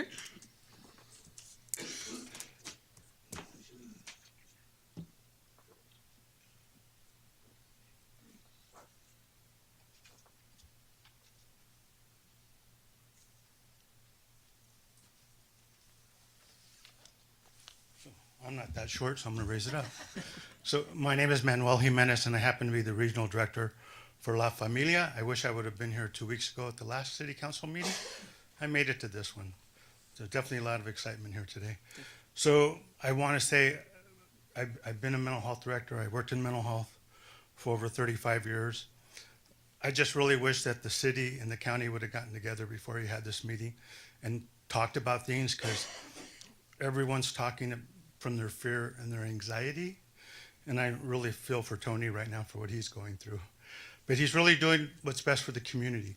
People in our community, whether you're homeless or have mental illness, have a right to receive services in our community. And as a former mental health director, as a former program manager, we have placed clients in skilled nursing facilities. And it has to do with their ratio of clients that they have. And they do have to have medical needs, but we do place folks there. again, because we were getting folks out of higher levels of care and back into our community. So hopefully you folks understand that, because if you think about it, our kids who get 5150 to are placed on a psychiatric hold, they don't get services in this county. You know, they get sent out of county, either to Fresno, to Bakersfield, to Los Angeles, to the Bay Area. And parents, a lot of our parents that we work with don't have transportation, reliable transportation to go visit their kids. And that's such a hardship for the parents and the child.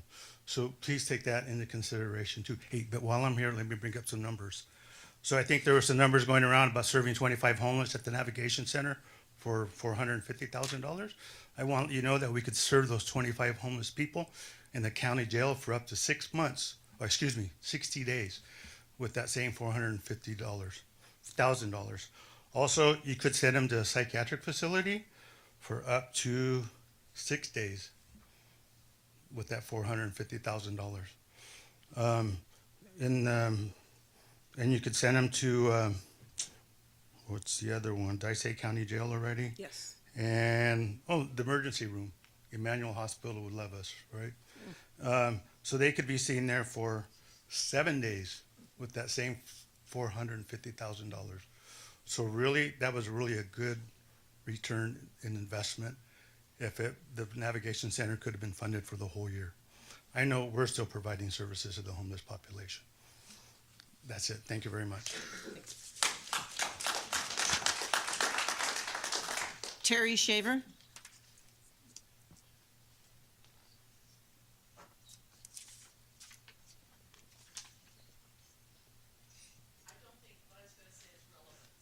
Thank you. Okay. Cheryl Rice.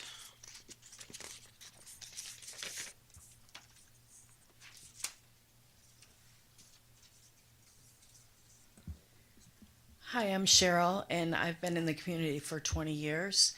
I am the nursing home administrator at Turlock Nursing and Rehab, and we do have an assisted living beside us. I just wanted to educate a little bit that Las Palmas was a residential care facility for the elderly, which is typically 60 and older, and there are people that required assistance with daily living skills, medication management, room and board, and they were able to go out based on what's called a 602 form, could determine their ability to leave the facility. And at Las Palmas, a lot of them did leave the facility. Did they have mental issues? Yeah. They were frail elderly with mental health issues, many of them. How it got to be that way is probably that Las Palmas has been in operation for a long time. It wasn't an upscale RCFE, it was more low scale, so those kind of patients kind of navigated there. When it closed probably at 29. It's licensed for 89. Maybe it ran around 40. I saw a lot of the seniors that left that and were out on the streets trying to find a place to live. I had to navigate a couple, and I had to call the Department of Social Services, who regulates the assisted livings and the RCFEs, to get them help and to actually send the social service agents to the facility to help with the transition. And it is true, we do get younger patients with a managed care Medi-Cal that's gone into effect. Turlock Nursing and Rehab, which is traditional, and assisted living again is going to be ages 18 to 59. So it's a whole different age group. Let's make no mistake about that. With severe mental health issues, it's different. I get, and I have, I keep the police department busy at my building, and we do get the managed care Medi-Cal patients.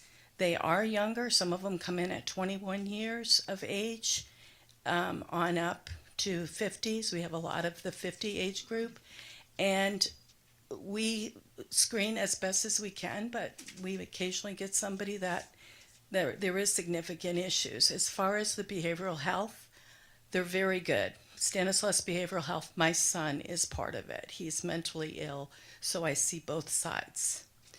and they've done an amazing job with my son. So I see both sides, but I also see that we keep our officers extremely busy. Thank you. Sharon. So I'm just, Appreciate it. okay. Thank you. Grady Welch.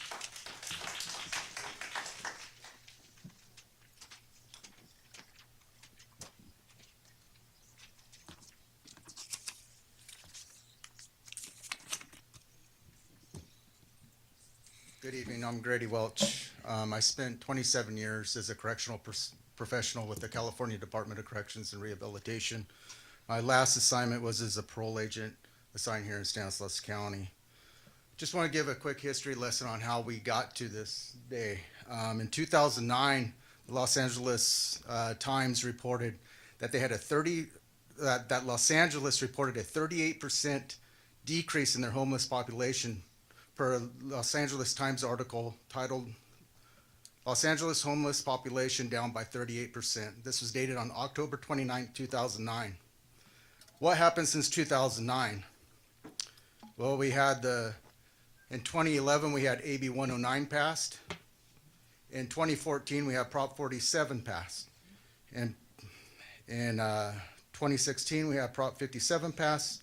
And then in 2022 to now, we have the homeless unhoused crisis. I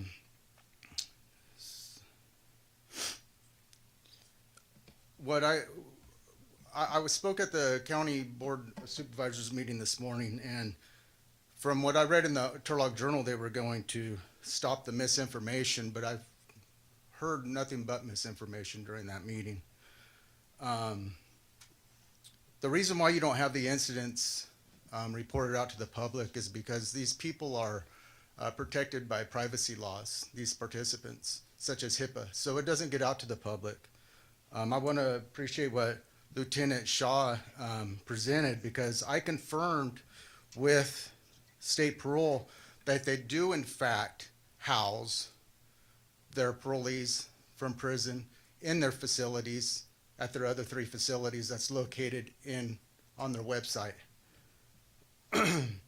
Somebody had informed me that after I left, somebody from their program wanted to say otherwise, but however, before I speak, I usually confirm what I present because I don't want to look like a fool.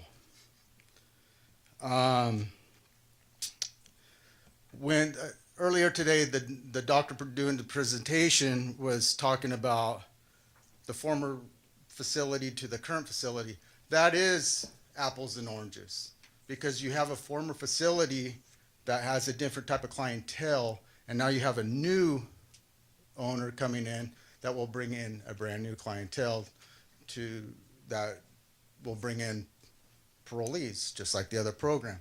Now, I don't know exactly what the contract says between the county and this program. I would love to look at it. We used to do these programs. I used to drop parolees off all over Northern California at these programs. And as soon as I dropped them off, they would leave out the back door, and we wouldn't have a warrant in the system for about 2 weeks. Thank you. So.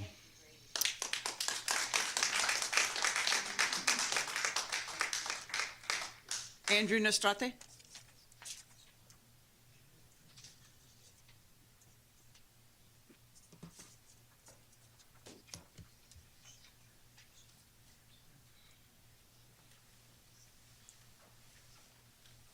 Hello guys, how we doing? I'm glad I'm not in your seats today. It's a tough decision to make. I'm not gonna comment too much on the issue itself. What I will say is what's very abundantly obvious in witnessing how we're going about our business is that we conduct ourselves in an incredibly unprofessional manner. Just watching the 30-minute presentation from a city attorney that was loaded with commentary and editorial and personal opinions is not what I want to see. There's an expectation of professionalism that you represent the city of Turlock, you represent the people of Turlock, and we want to see a professional presentation of self. we're a difficult city to work with from the county's perspective. And the public should know that there's nearly $500,000 between city management and city attorney annually that we're paying for them to do our business and to do it appropriately. It's very clear that we're not sitting down and discussing and collaborating and having a relationship, a fruitful relationship with the county to address what these underlying needs are. We all know that there is shortages in inpatient care for seniors, for those that suffer from mental health illnesses, for youth, transitional youth. We have all talked about it, Mayor. You've been in that seat for, is it a decade? Is it a decade? I don't know. It's been. In this seat, 5. Okay, you've been in a position of leadership for a decade where we know what the crisis is and we know that there are needs. And when I look at the agenda as to what we're doing, it's another agenda where it's entirely talk and no action. This is what the city of Turlock is when it comes to addressing this crisis. What I've come to discover and realize is that our involvement just delays the addressing of the needs that exist out there. And we need to figure out how to put out what our policy is, who we're willing to help and how we're going to do it, and get out of the way and let the people that are actually going to do the work do it and stop interfering. And it's incredibly inappropriate and unprofessional that you would give an elected official a 3-minute cutoff. He was actually presenting facts and information that would clear up any confusion. Meanwhile, we had an attorney talk for 35 minutes and nobody knew what was said.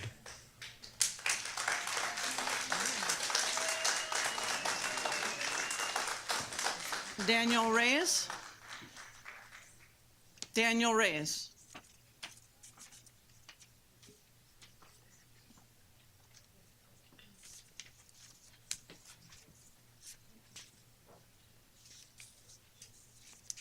I'm on the shorter end of the scale too, so. All right. Everyone here tonight, City Council, the Mayor, everyone, the residents here at Turlock, non-residents at Turlock, thank you all for attending tonight. Those watching the live stream here at home, thank you also for taking the time out of your day here too. So most of the time, most of us will not be here because we have other lives and stuff that we need to get on with, such as other jobs or family matters and things like that. But everyone took their time out of the day and evening to come here. And so what I'd like to discuss is just a brief history of mental health, how that's gotten us to our situation today, and how we're not talking about the real issue at hand is what do you do with these individuals that have severe mental health issues, and how can they best be integrated into your society? So it all kind of begins back, we'll just fast forward to the 18th century. So this is at a time when if you had a mental health issue, you were put in a lunatic asylum, and it was deemed that it was religious reasons that you had this mental disorder. At the same time, during the 19th century, slavery was legal. You could put women in insane asylums for almost any reason that their husbands wanted. So they were disproportionately represented by women, those of minorities, Native Americans, and essentially almost anyone that was deemed not normal. This was also seen at the same time too, that if you were someone that was gay, you were a lesbian, this was also deemed illegal as well, and a mental disorder.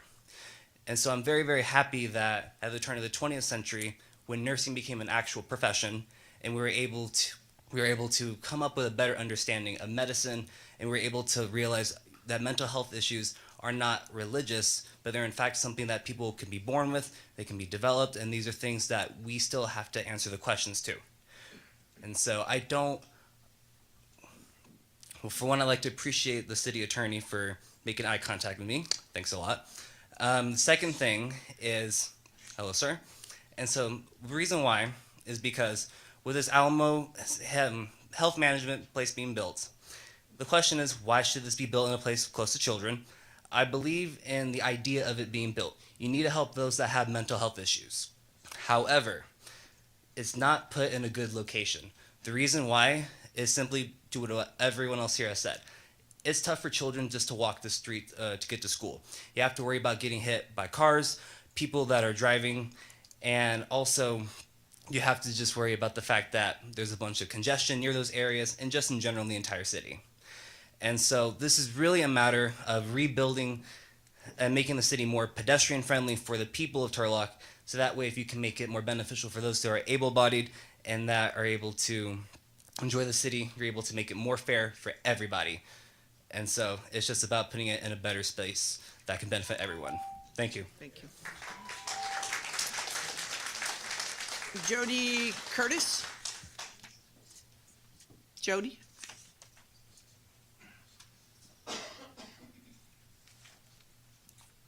Hello. I'm short, so I'm good. So my main concerns are my daughter. She goes to Dutcher. She's very withheld. I put her at Dutcher because it's a smaller school, and I felt that she would do better there.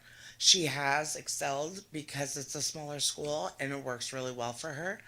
So in regards to that, I think, okay, my daughter, she won't walk anywhere because of the fear of human trafficking. So just thinking of these people that are down here in this facility, right across the street, not down the street, right across the street from a school a facility that holds autistic kids. Yes, I completely agree with the guy that was just up here. I don't think that being compassionate is the question here for these mental health clients that they want to hold there. I think the question here is the children in our community, and are they safe? Obviously, this isn't the right location. I've lived here and been around in this community for 45 years. I work very closely with the high school football team. I work with all youth football. I work with the kids in this community. They ride bikes. When I go to pick up my daughter, the traffic is crazy in that area because of school getting out, dropping off, anything. Being that I've been in this community for so long, I've seen residents that were at Las Palmas come in and out, and you see them all over town. And yes, some were okay, but some weren't. And that wasn't even a high risk, not even high levels of having issues. It was just kind of like able to be in the community. Well, we already know the chief of police says that we're not staffed already for our city. This is going to make the calls that we have extremely more calls for our policemen that are trying to make our area safe for our community. So I just think that it needs to be thought of. Yes, it shouldn't be in that location at all. And I think that just having our kids in mind should be our number one priority. It shouldn't be, do we have compassion for these mentally ill people? Are our children safe? It's not their fault. When they're walking down the street and somebody comes up to them and starts talking to them, starts yelling at them for money or whatever, they're not going to understand. They're not going to know anything. So I think that it would be best to look into this a little bit more. Ryan Taylor?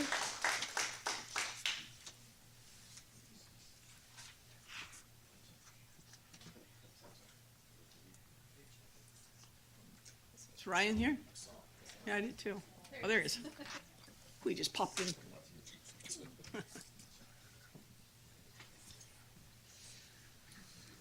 I was in the way back. Now, I don't like this location at all. We need to get it away from the school, and we should help the county relocate this and find a new facility, whether it's on the outskirts of town or if we want it outside of town but still close to Turlock. We need to figure out some solution for that, because as it stands now, that spot I think is no good. Because when I went to, all throughout my high school education at elementary and middle school, I basically biked to school. And I'm worried that, some kid's going to bike down and something might happen, and I certainly don't want that to happen. And what else? But yeah, the city and county really need to work together on this, so we can't be arguing and bickering and pointing fingers like I've seen in the newspapers. We need to stop slamming each other like that and start working together so we can actually come to a real solution to this, because we have to help the mentally ill one way or the other, and the goal is not to just push them out of Turlock like it seems like it is now.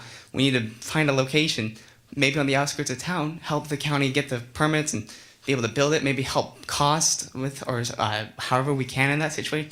Maybe trade land or something like that. If we can do that with the county, if the county would be open to that, I'm sure they'd be willing to listen to us. And we need to make sure we're having meetings with them and being polite. It sounds like a lot of miscommunications going on, so we're all here now. Let's sit down after the meeting maybe and have a discussion about this. You know, go in your back room and talk to the board supervisors here and have a proper discussion so we can nail this down and figure out what needs to be done for the best of Turlock. Thank you for your time. Robert Puffer.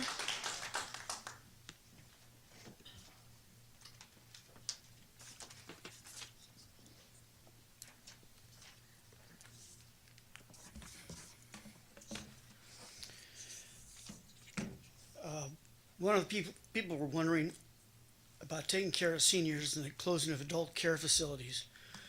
Well, they're not getting receiving enough money. They're dying, and that's why they're closing. Brandale Manor here in Turlock is going to be the next one gone.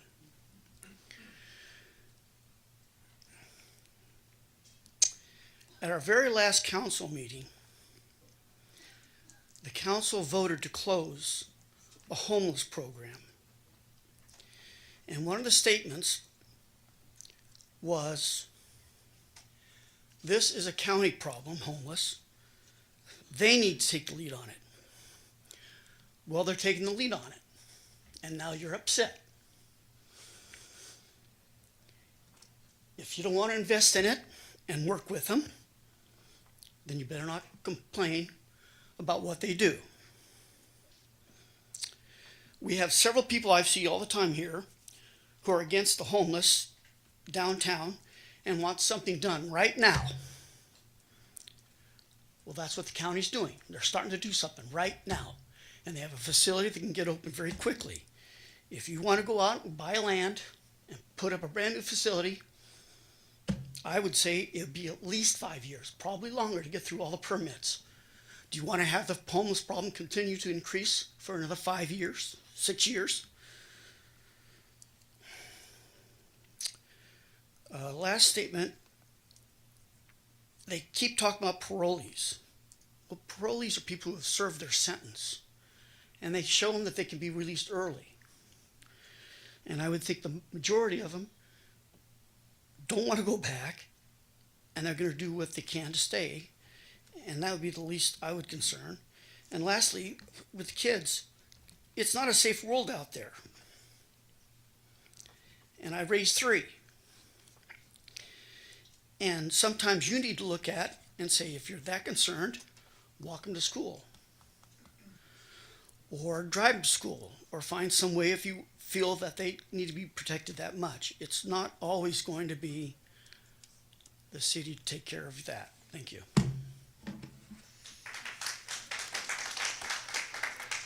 I have no more blue cards for this topic. Yes? Sure.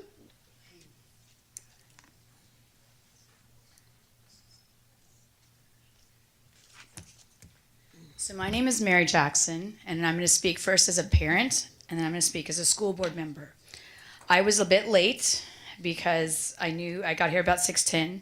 So the most important question to me is, I'd like to see in the last 10 years how many police calls and what they are at Las Palmas. If that information wasn't given to us, then we really don't know what's going on. That's information that would help all of you figure this out. As I was told, this was done in November. This was voted on in November. I think Andrew Nazarati hit the nail on the head. It is extremely frustrating to say that you want to do something about the homeless and then you sit and try to do the same thing over and over and expect a different outcome. That's insanity, and that's what's been going on. I appreciate Vito Chiesa, our supervisor. I can't believe that he was only given 3 minutes to speak, and if I have extra time, it's yours, Mr. Chiesa. This is ridiculous. My children, I wrote an op-ed in the Turlock Journal. If you didn't read it, raise your hand and I'll get it to you. But this is an election year, and this is definitely what's going on in this dais, in my opinion. You put a dispensary right next to my daughter's school. It's less than 600 feet from Osborne, 30 seconds to a freeway. You put another dispensary next to Cunningham, 800 feet. They should be 1,000 feet. I've been up here over and over and over again. We filled this room with parents 6 years ago. My children went to Osborne and my children went to Dutcher. My children walk home. They walk home from Turlock High School. They walk home in groups. They have walked home alone. Except from Dutcher, they walk home from Turlock High. Okay? We live in a scary world, as Mr. Puffer pointed out. And the saddest part is you need to be aware of it. You need to teach your children what to do and where to go. My children have safe houses to go to. We have people we know on the way home if there's an issue. What's hard is Miss Abram has young children, but most of you don't. You have older children or you don't have children at all. And so it's very frustrating. We just had an officer killed. Let me go back to what's really dangerous at Dutcher is that coffee shop across the street. And like what just happened last night at Cunningham, kids are darting through the traffic to go there. And what's happening at Cunningham is kids left to go to went to Starbucks afterwards. That's a huge issue. So it's very frustrating to me that if you've known about this since November, and now it's a big mess. And again, I will get that editorial that I wrote and pass it out to everyone. Because, and there's a couple of points that were made. They talked about the stealing at Las Palmas. My grandmother was at Turlock Nursing and Rehab 3 times. She had stuff stolen there. Stealing happens at nursing homes. And if you're not aware of that, then you don't have anybody in a nursing home. And I don't blame the staff. It's just what happens. And you do your best. And I'm sorry, Vito, I used up all my time. But this needs to work. We have no mental health care for anyone under 18. We don't have a single bed. And I've said that to our our state assembly members and state senate. I'm Please. leaving. Thank you. Sir? And then you, Donna, after him. Good evening. First of all, my name is Leslie Stokes. And first of all, I want to say I'm appalled by the things that are happening in this city, created by the city council and the mayor. If that sounds offensive, I can't help it. For the city attorney to stand up here or sit there and not know anything. Seriously. We pay your salary. Don't look at me like that. I'm appalled because we put our trust in you when we elected you, right? You guys, women, men, this is a city of communities. Our children walk up and down. I got a child in Turlock High right now. So am I mad? You damn right. What do you have to say for yourselves? What do you have to say for yourself? You bring this crap into our city. Sir, can you speak to us, please? Thank you. I will speak to the supervisor and anybody else who is involved in this mess. I appreciate that. This is ridiculous. Is this about money? So you will destroy your communities for money.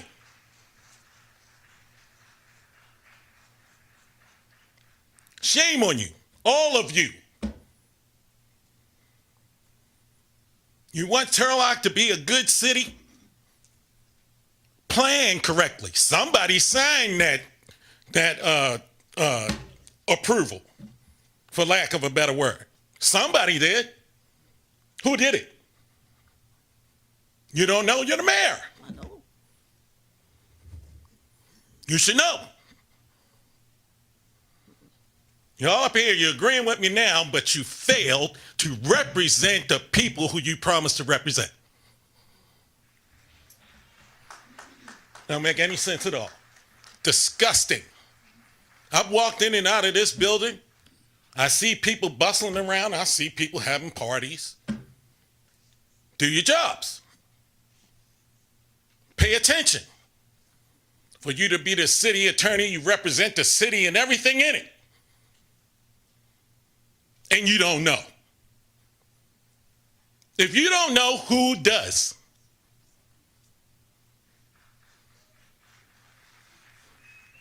Figure it out. Or we will unelect every single one of you. You too. Ms. Inslee, did you want to talk on this topic?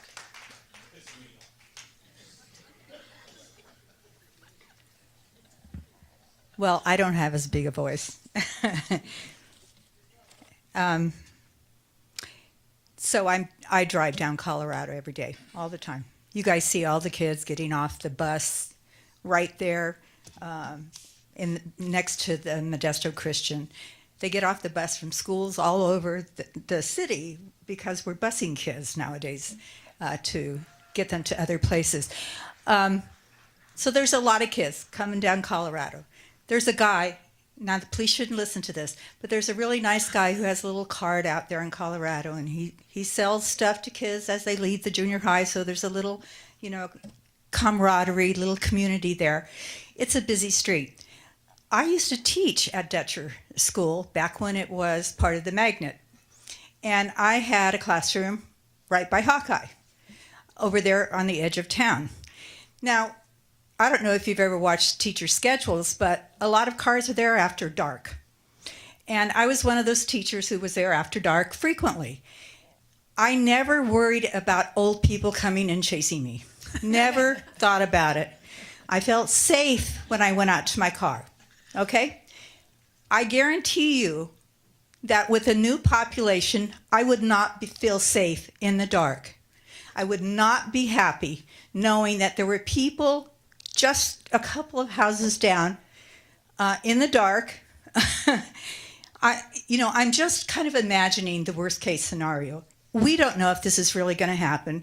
I don't know the population, but I do know that if you have some inmates there, they could have family coming to visit or whatever. That's why prisons usually are not in the center of town. They're sort of put out of town so that different populations can attend those places without problems to the general population. I live on Sycamore Street. I live by the high school. I'm not that far from that facility. So even I would have concerns coming down to the high school. I have concerns about the park there. It's just the worst place in town for this facility to be. And I want a facility in our town. I just don't think this is the place for it. And I really hope you guys really think about this, because I feel sorry that we weren't told about this. I sort of believe that that's the way this is all worked out. It's a missed opportunity for good communication. And in our world, that's what we need to do more of. Thank you. All right. Is there anyone else? Yes.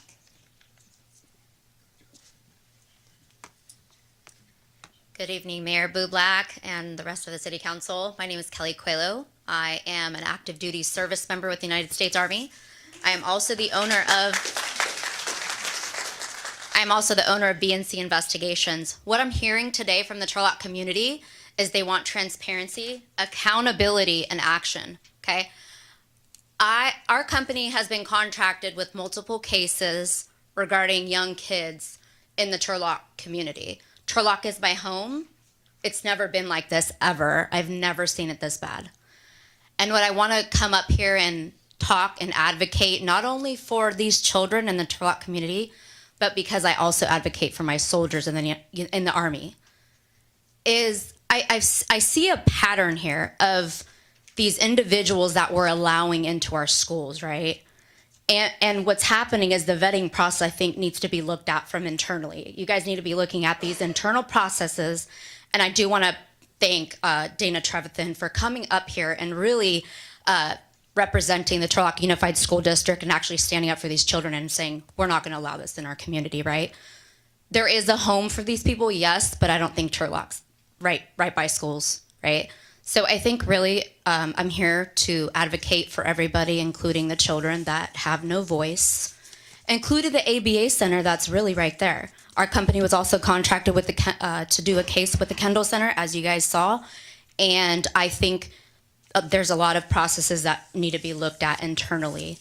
And also be listening and allowing people to not be stonewalled when they're trying to have and advocate for not only these children, because I've requested multiple meetings on multiple occasions, and I've been turned down multiple meetings with you guys.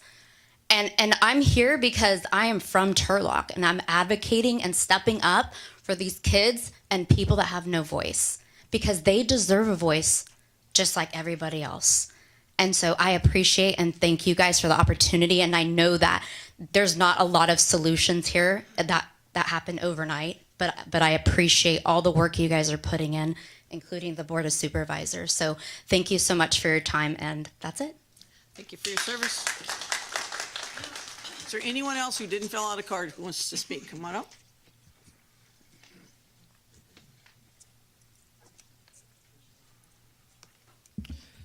Thank you for letting me speak. I'm one of the providers at NorCal Pain Treatment Center. We're just right down the road from the proposed location of this facility. As healthcare providers, we 100% support the need for mental health services for our community members. We would like to see those folks receive the care and treatment that they need in our community. However, we are strongly opposed to the location. We are obviously concerned about the children. I think that's been well articulated by my fellow community members. But we're also concerned about our patients. We're also concerned about our employees. Our patients, especially being in a pain clinic, many of them are unable to take care of themselves and are more vulnerable. And we do worry that based on it being a pain clinic with those with substance abuse disorders just down the road could create issues with interactions with our patients and possibly even trying to interfere with our business itself. We are concerned about that. I appreciate the chief, Mr. Hedden, and Lieutenant Shaw's numbers, and I actually looked up what the California Department of Corrections recidivism rates are. And it turns out that the majority of people that are parolees or reentry, approximately, and my numbers will be slightly off because I was thinking on the beds were being different, but approximately 44.6% of those folks that are paroled will commit a crime. Now, that is a mix between misdemeanors and felonies. So basically 44.6 of the crimes that will happen out of those number that re-offend will be misdemeanors. The other 46.9% will be felonies. So in the proposed number of beds, based off of 89 beds at a 3-month stay, which is what most of your transitional residential board and cares operate at, 3 months to a maximum of 18 months, you could potentially have 356 people come through that facility. And based on those percentages, you could expect a crime to be committed every 2.3 days.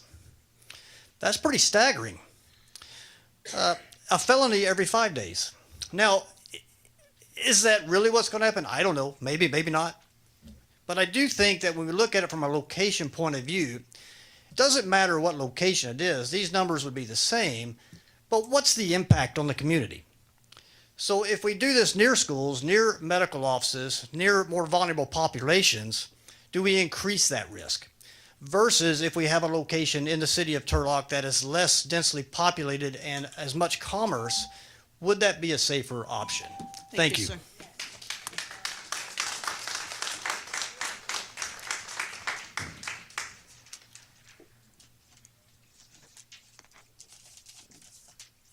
Good evening. My name is Luke.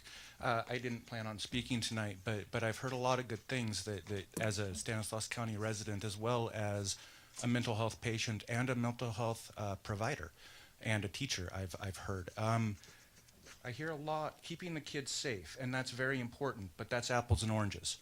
I don't think this facility is going to be a place where patients are going to be sitting out on the street screaming at kids as they walk home. I think this is going to be a facility where they must want to be there. They must follow the rules. They must engage in their programs. They must work with their case managers. They must abide by what is set in place for their program, or they're going to be violated by their parole officer. They're going to be sent back to a locked facility. They're not going to enjoy freedom. They're not going to enjoy the progress that their mental health journey is allowing them to enjoy by a facility that you have the opportunity to provide for them. So while we do want to keep our children safe, the park across the street from your building here, where our children get screamed at and yelled at and chased by people with baseball bats because they should be in a facility that you're trying to figure out if we should fund. So maybe if we put a facility where people don't want it, use the funding that's there and stop speculating and let things play out. Because all I've heard is speculation. An attorney did nothing but speculate. In a court of law, that's not allowed. Can't speculate. We need evidence. We need facts. And so far, I haven't seen any of that. I've seen fear. I've seen a lot of anxiety.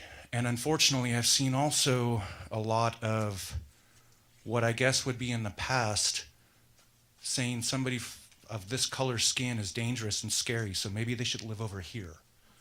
Mental illness is the same. I am the face of mental illness. Am I scary? Am I going to hurt your children? Am I going to come out and scream at people and demand money? I seek these services. I'm a member of BHRS. They help me greatly. Because of them, I've got 3 years clean and sober. And facilities like this will help people like me. So before you start thinking that people are going to start nabbing your kids off the streets, educate your kids, educate yourselves, and figure out who we're treating. Thank you. Anyone else?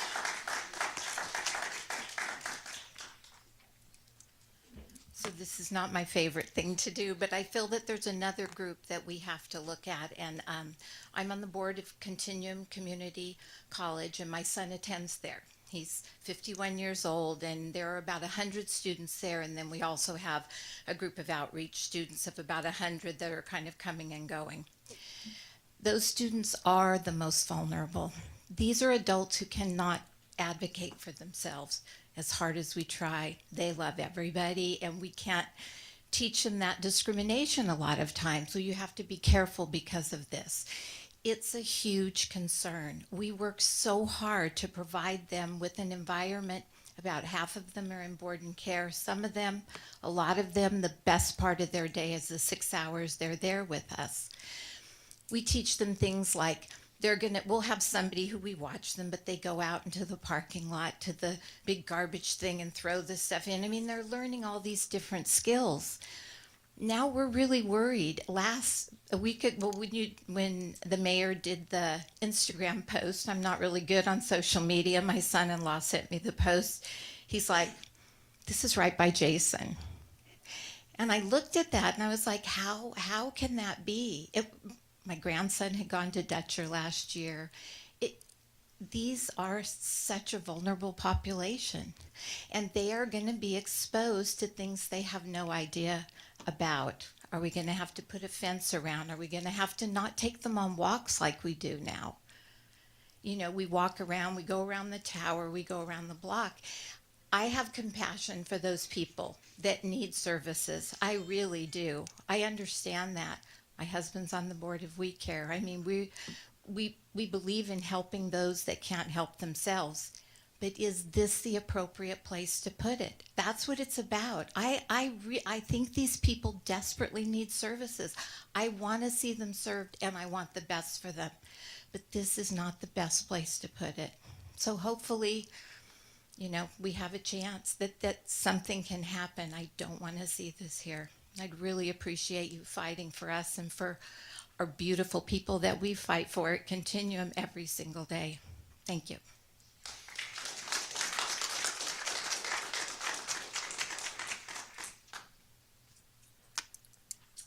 Good evening. I wasn't expecting to speak either. I'm a little nervous, so bear with me. My name is Gina, and Turlock's my home. I love my home. Moved here in 1972. Been here since. I'm raising my family here. And I'm speaking from experience, not from fear. I'm a deputy probation officer in another county. This is a population I work with on a regular basis. almost 17 years. I agree we need services for our mental health people, and definitely we're lacking. However, putting it near not 1, not 2, not 3, but 4 schools, Turlock Christians down the street, is not the right place to put it. It is jeopardizing the safety of our kids. And I'm not saying all people with mental health diagnosis are violent, but a large majority can be unpredictable. They're not med compliant. I understand these programs have rules. My experience in my job, they go in the program, they leave. We violate them. They go back in the program, they leave again. And I know one gentleman said parolees have served their sentence. That's not entirely true. Parole is a portion of their sentence. They're still under supervision until they complete that term of parole. So I understand that the population at this place is drug addicts, severely mentally ill, dual diagnosis, and I'm just concerned because I am also a mom with a child at Dutcher. But I'm also a mom with a child that has mental illness. I have a child that's diagnosed with severe anxiety. That is why she's at Dutcher. It's a smaller school. She suffers panic attacks. She's been in counseling and therapy since she was 5 years old. So I understand the mental health portion as well. We need a facility, there's no doubt, and I think most of the people here agree with that. It's not about what is being put in Turlock, it's where it's being put. And I just feel like there's not been transparency from the CEO and that company. There's a lot of conflicting information, and I feel like as a community, we need to know what's going on. We should play a role in this decision. And I thank you all for, taking this up, because I think we have a wonderful town, a wonderful community, and it's good to see people come together for either side. But we need to come up with a solution that works for everyone. Thank you.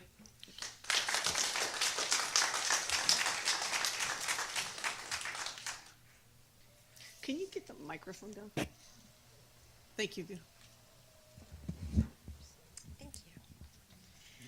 I'm Becky. I moved here 2010, and it was due to my brother. He owns the Turlock Poker Room, and he wanted family here. Family is everything to him.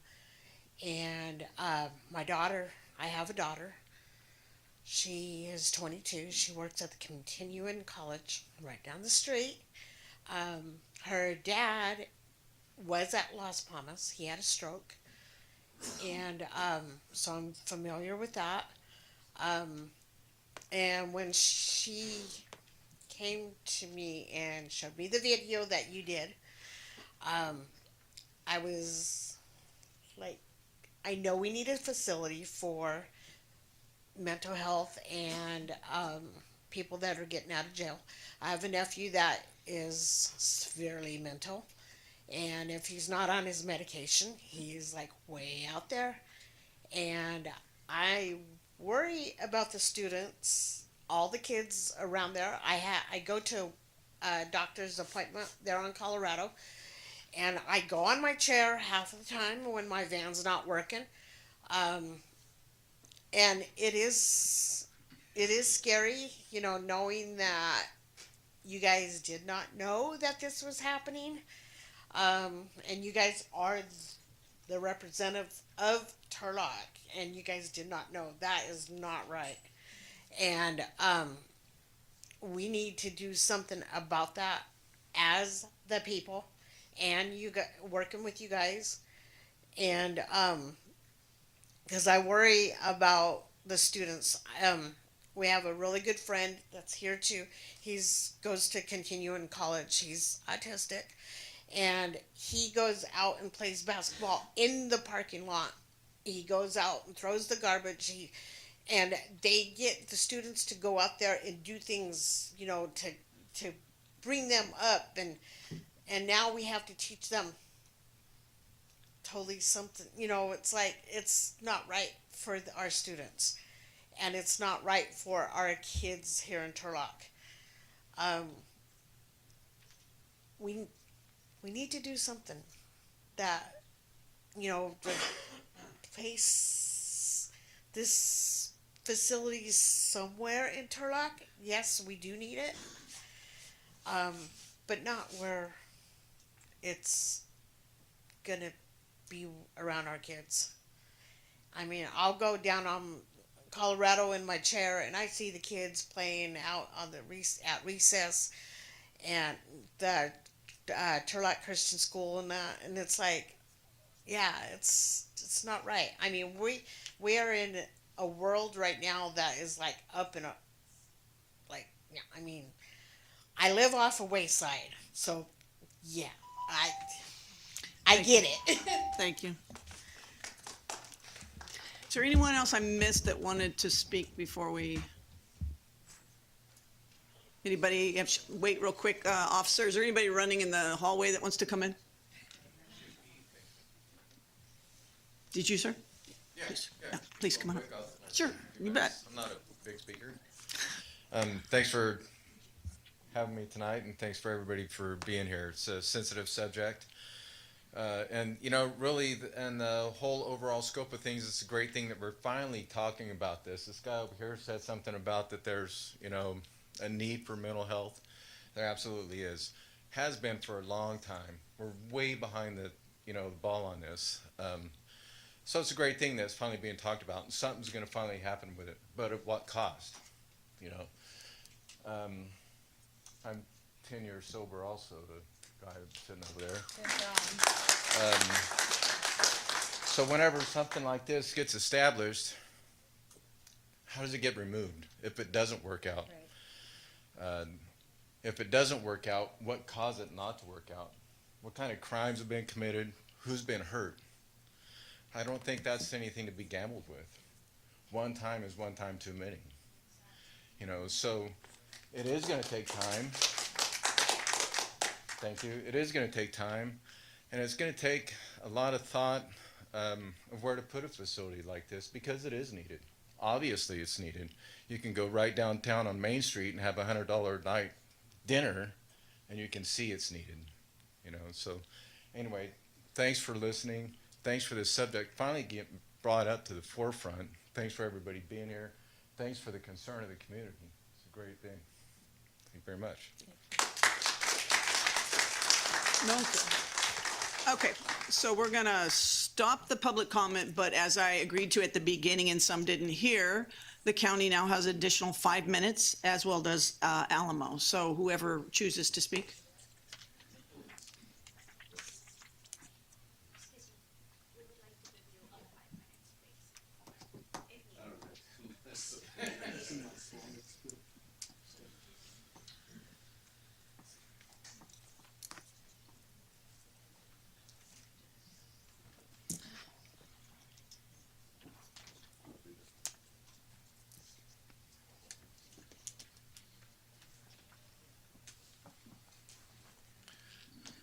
Thank you very much.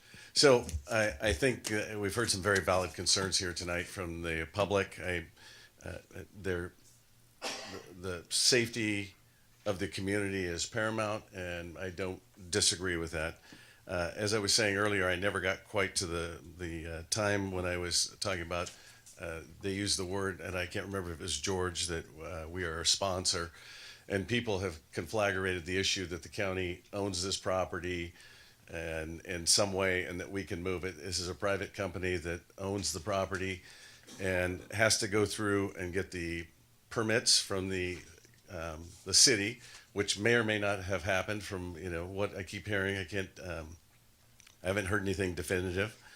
And then they must obtain a state license, but they can't obtain a state license, I believe, unless they have the permits from the city.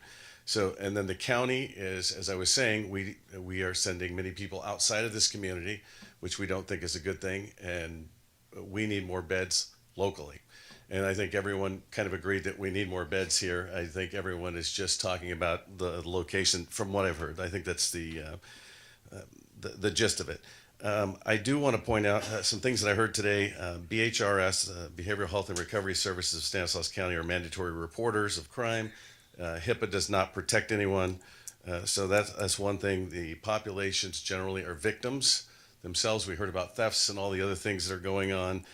Davis Home is not a locked facility. I heard that today. It is just, when I speak of this, I'll kind of walk everyone through it. Las Palmas does have a backyard and their facility there. Again, I'm not saying it's enough or it's not. I'm just trying to clarify facts. And it is not a halfway house where they drop people off. So if you look over here at this today on our presentation, the top is level 1, level 2 is in the middle, level 3, hospitalization crisis. If you think of someone having a 5150 episode of something, a true crisis situation, they end up in the top. They'll end up at Doctors Behavioral Health Center. The county also has a psychiatric health facility in Ceres, a 16-bed facility. They're both locked.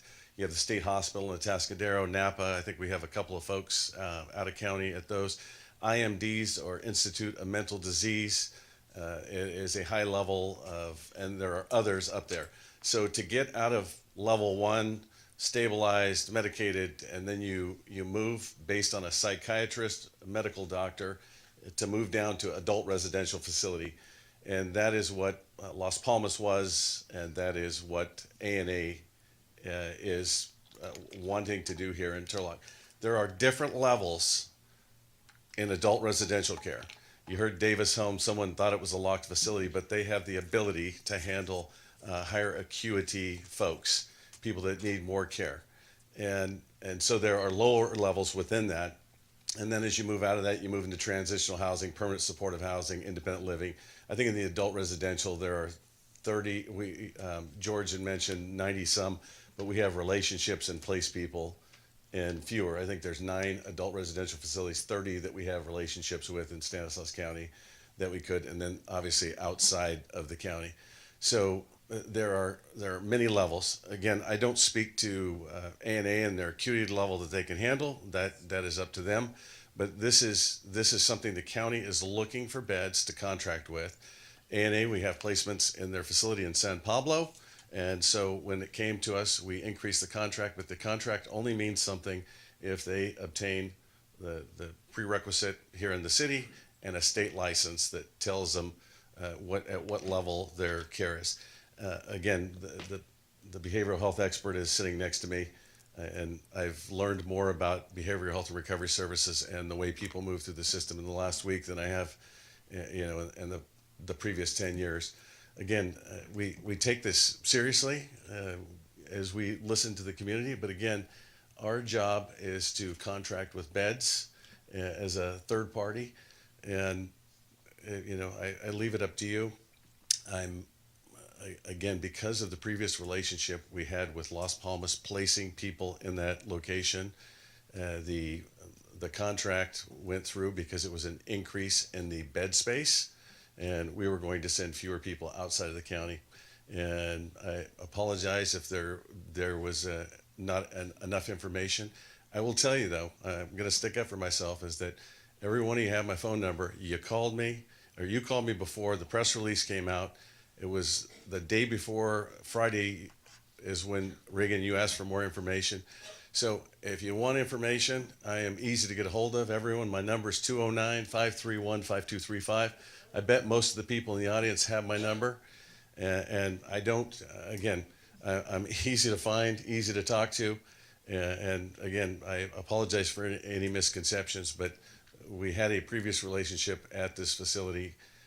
Now with a new provider we had a previous relationship with, and it's an expansion, assuming that they get all the prerequisite information necessary from the city, either zoning and or I can't even tell you what they are. I think George made a case for what they might be. And with that, appreciate the public for coming out today. Again, all 5 board members were here. I don't know that we're all still here, along with our behavioral health and recovery. I think it's a good conversation for us to hear, and look forward to what happens here in Turlock, and we'll let ANA speak for themselves. Thank you. Is ANA still silent? Okay, so ANA passes. All right, so we close the public comment completely. We'll bring it back for some discussion. Councilmember, do you have comments? Comments, questions, anything you got? Well, I mean, I would like to echo the sentiment that has been said by many speakers that I'm really appreciative of everyone coming out here and spending the last 2.5 hours of your evening talking about this. I came to this meeting wanting to be very open and to hear all of what the community wants. And I think that the message is very clear to all of us to consider where else this can be, what else can be done. There's needs and there's valid, needs and concerns on all sides. So I look to our city leadership to understand what are the options, and I know that discussion will happen later. Councilman Bisco. Well, yeah, I again thank everybody for coming out. It's pretty obvious that the majority of the community is not in favor of what is being proposed. I'm probably one of the few people that has been in and out of that facility several times, not as a resident, but back when I was a paramedic, I served that community numerous times. I do know, I actually knew the previous owner of the place, actually went to high school with him, or he was a little bit older than I was, but he did definitely serve kind of the lower end of the socioeconomic scale. I do know that he received patients placed by behavioral health for many, many, many years, and up to as high as almost half of his population was that. I live within, well, I probably could hit a 3-wood from my backyard to Las Palmas. So, I mean, I'm a golfer. So, and I've lived in the same general vicinity for the last 25 or 30 years in a couple of different places. But I would also mention, and I'm looking at this, my perspective, I would venture to guess that other than the people that probably live right around there, that the majority of the town never knew that place existed. I'm not arguing that there has been problems in and out of there. I'm sure there has, and I know, to the chiefs. So that's the one side of it, right? I think there's a lot of questions that do need to be answered. I think there's just a lot of discussion to be had, and it's going to be difficult. Vice Mayor. I'm really disappointed that we were left out of the conversation from the start. I think it would have been really in everyone's best interest to include all of the people that were involved in this from the start. It would have eliminated a lot of hard feelings. It would have eliminated a lot of the things that are now happening because not everyone was at the table at the same time. So, lesson learned: everybody who's a stakeholder needs to be at the table at the same time. I didn't speak with Supervisor Chiesa because I had mentioned to him it would be a Brown Act violation to hold serial meetings. So I chose to not take part in that. To me, if one child gets hurt because of this, it wasn't worth it. I do agree. We need mental health facilities. We need them desperately. The community has said, yes, we need mental health, but just not this location. I think we need to work really hard to find a different location so we have mental health facilities, but not near vulnerable children and vulnerable adults and an autistic school right across the street. I just can't support the location. I support the idea of the mental health facilities, but not the location.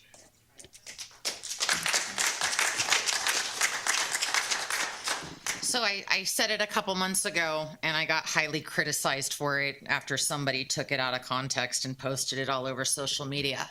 And I'm going to say it again. The homeless are very much a part of our community. The mentally ill are very much a part of this community. And God knows we need a facility like this for residents of Turlock. President Ronald Reagan, who was a great president, didn't do us any favors when he started closing our state hospitals and left us with Coalinga, Atascadero, and Napa. That's all we have to date, folks, to serve the entire state of California with mental hospitals. So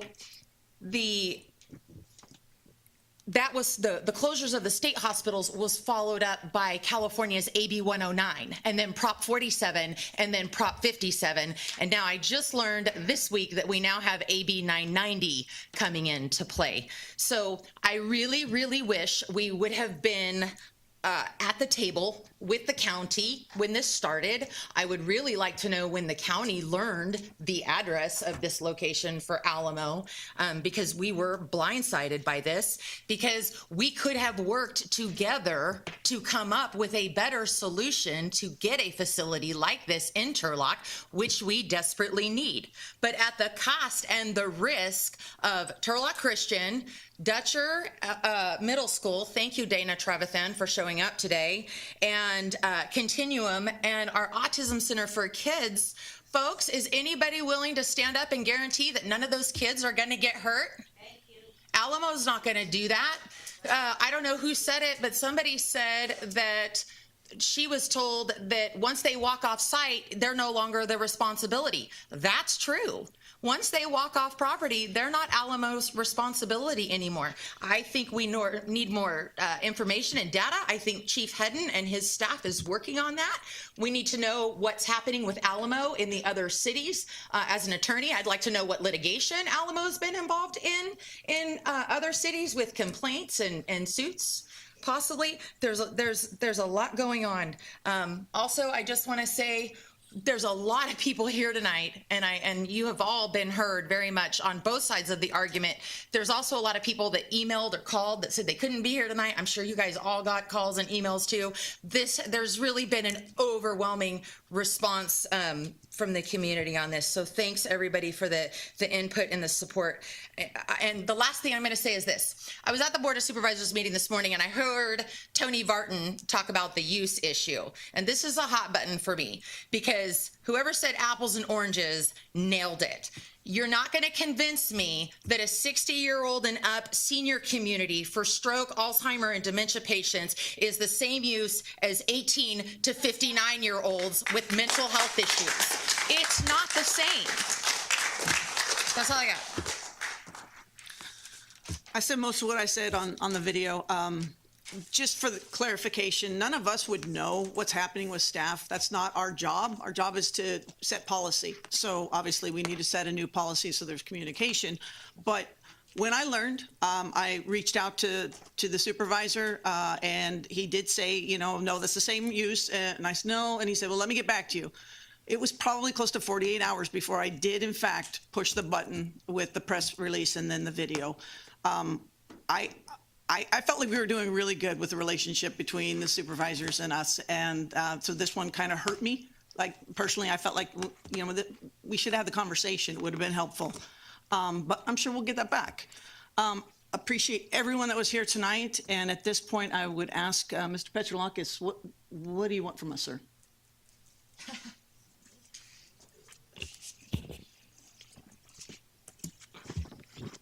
Well, it sounds like I did my job because I've made everyone unhappy. Perfect. So that was good. So I will, my proposal is to continue to do that by, I think we've got more fact gathering to do. I mean, we really don't know this area. It's not our area. I will note a lot of our suppositions haven't been refuted since the press release, which, gives me some concern, but I think we might probably need some expert help on that. So I've talked to the manager about that. So we plan on identifying that. We've got to finalize the legal analysis on, whatever options the city has or doesn't have. So those, I think, are probably the primary things. And of course, we'll take any input from the mayor and council on other suggestions. Should we send you our questions? Should we what? Should we send you our questions regarding? Yeah, that's fine. the facility? Yeah, that's fine. And I think I'm gonna apologize to the county in advance because I think part of the fact gathering, I'd rather do it in a more informal manner, but I think it's gonna come in the form of Public Records Act request because I don't know how else to, based on what I've seen to date, are you shaking your head, Terry? I don't have to do that? Is that, you're telling me that? I mean, okay, well, I mean, because I'm not on a roll. I'm just, we have, there's a lot of information we don't have. I don't know how else to get it. If I would take a shot at sending some questions and see what the answers are, but we're going to be under a time crunch is the thing. So, we need attention to these things. So I guess I will say that that's probably coming. I've got a whole letter where I say, excuse us for the formality of this, but, we just need this information. Because there's a lot of representations that have been made that things have gone on for 35 and 41 years, and we don't have the information, so we don't know what department of the county is sending people there and what the level of services are. So that's pretty basic to our analysis because, it could kind of go either way. So I think information is good for the community. It's good for us to analyze it. So May I think, I suggest that we have an actual physical meeting on just this topic when it comes back, so that if there's 100 people that want to come talk, that we take care of that? Well, yeah, probably. I think given the timeline and stuff, we'll probably, have to have a special meeting or something. Okay. Yeah. So you have a direction now that we can proceed with our next topic? I think so, yeah. All right, I'm gonna take a 5-minute break, so if you want to stay for the rest of this, you're welcome, but we're done with this for a moment.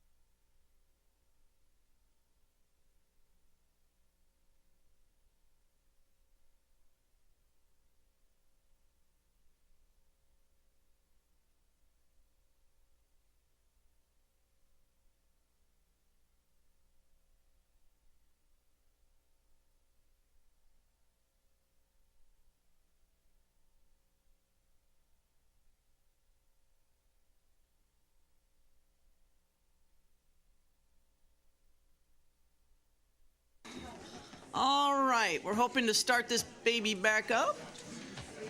Baby back, baby back.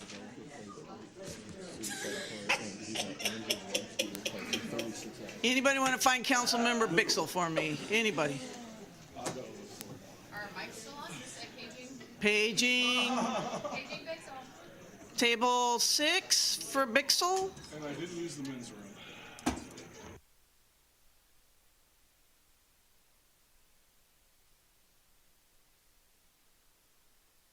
Let's go. All right, we're doing this. All right, bringing it back now, calling this back to order. We are opening it for public participation on just anything. I do have a few cards here at Loretta Walters. Is Loretta here? Come on up. Did you want to come, ma'am?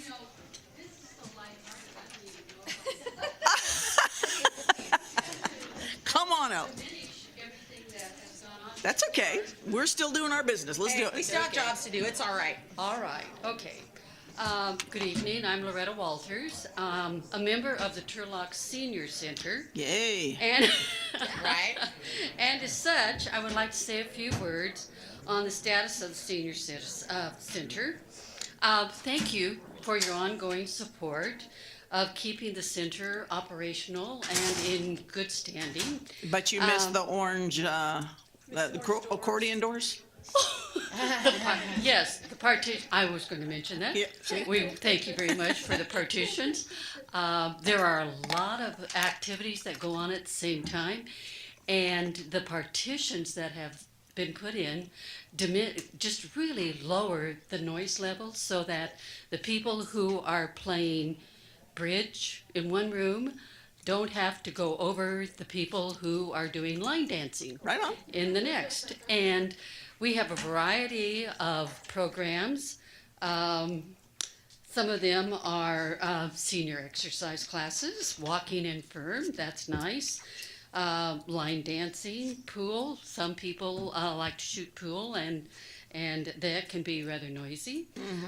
Pinochle, bridge, bunco. Anyway, there's a variety of activities.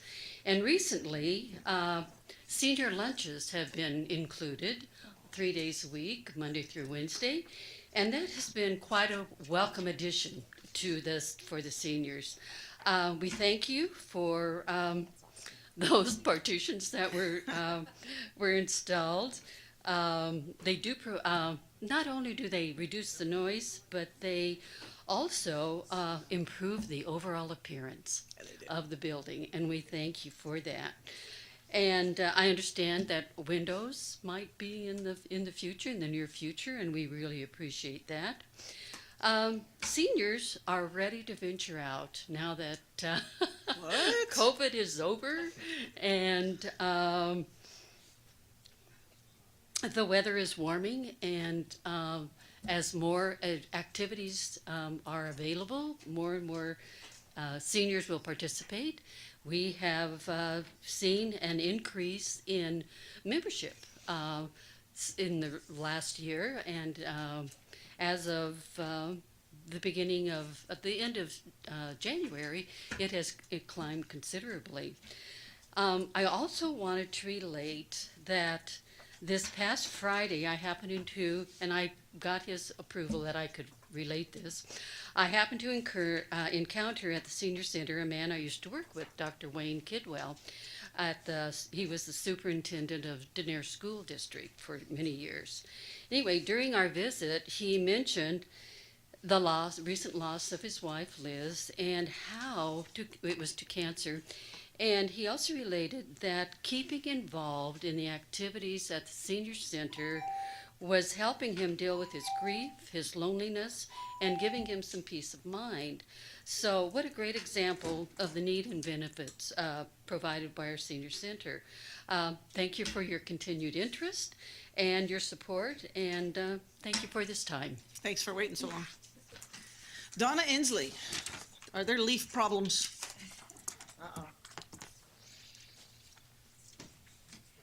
Well, before I start on the leaves, I just have to say that, we have in our family searched for places for elder family members, and in Turlock, it's really, really hard.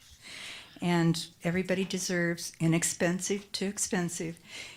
there's not much at the inexpensive level that's really, valuable for our elder population, like me. Oh, no. So I live on Sycamore Street. Sycamore Street is aptly named because it's full of sycamore trees, lots of them. We're in District 1 because we probably have more leaves than anybody. I don't know, that's why I always figured it out. Anyway, I have my thing sent out by the city of Turlock, and on November 6th, I was supposed to have leaves picked up in my yard out of the front of my house. We have 2 cars, and knowing that on November 6th we were going to have our leaves picked up, we always juggle our cars around and take them over by the high school so they're not in front of anybody else's house. And then we sit there, and this November 6th, we watched it go across the street, halfway down on Sycamore Street, and then it disappeared, and it didn't come back again.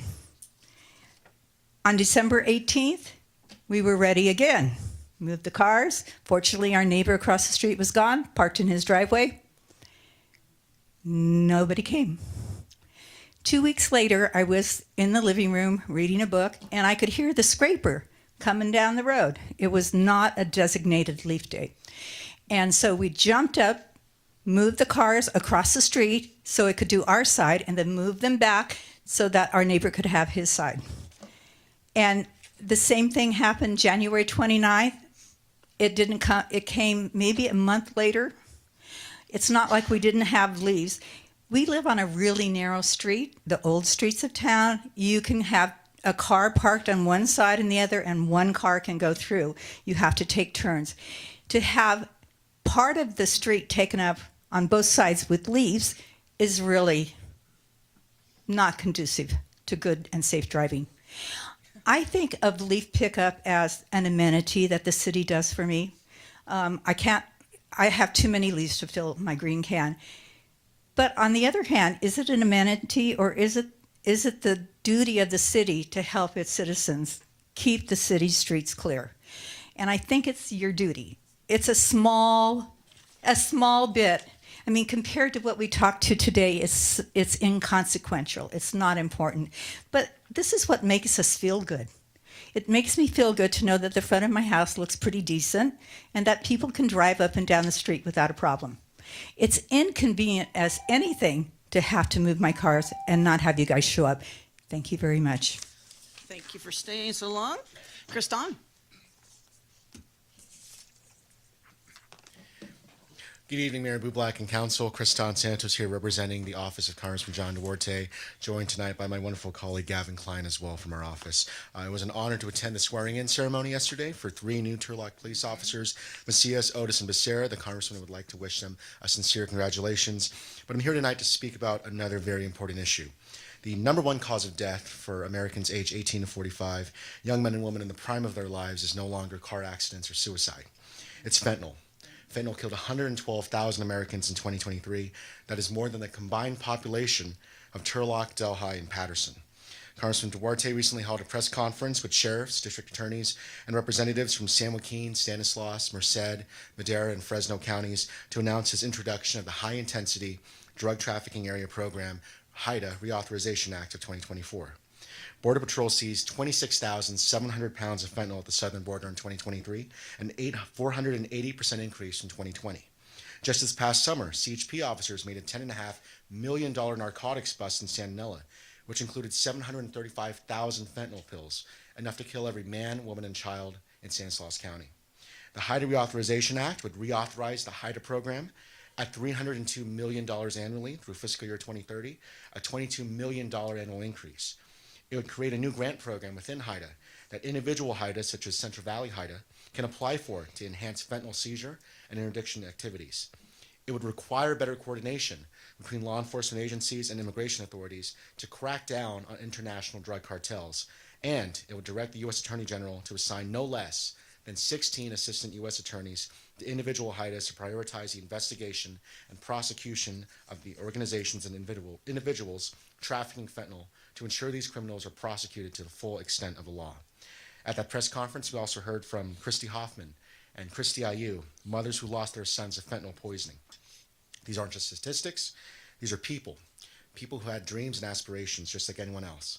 Fentanyl can take a homeless man on the street, and fentanyl can take a decorated Army combat veteran from a wonderful family who fought for their country with honor.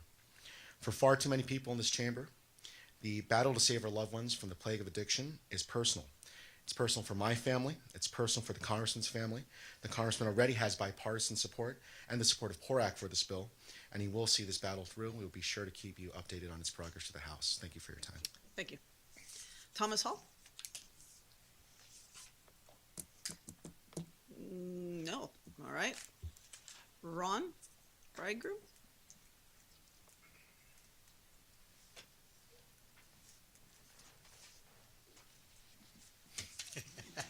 Me again. Okay. Okay. So I want to say thank you to our city clerk. Boy, that got her attention. They kind of help make things run, and they kind of hide behind those computer monitors. You don't see them on the TV or anything like that. I just want to give an example. I forget where I saw this reference. Yes, it was in one of the agenda packages that referenced a meeting in 2014, July 2014, to where something was done concerning home funds. I didn't know what a agenda item it was or anything like that, but I sent a request to our city clerk, could you find that for me and send me a copy? And of course I sent that, in the evening, and 8:34 in the morning, I got a response from our city clerk to where she not only sent me the agenda, the item itself, which was actually a consent item, okay, and then she sent me the minutes for the meeting. And I just thought that was, a wonderful response. So thank you. I also wanted to mention, we mentioned about mental health. We also talked about senior housing and the need for that.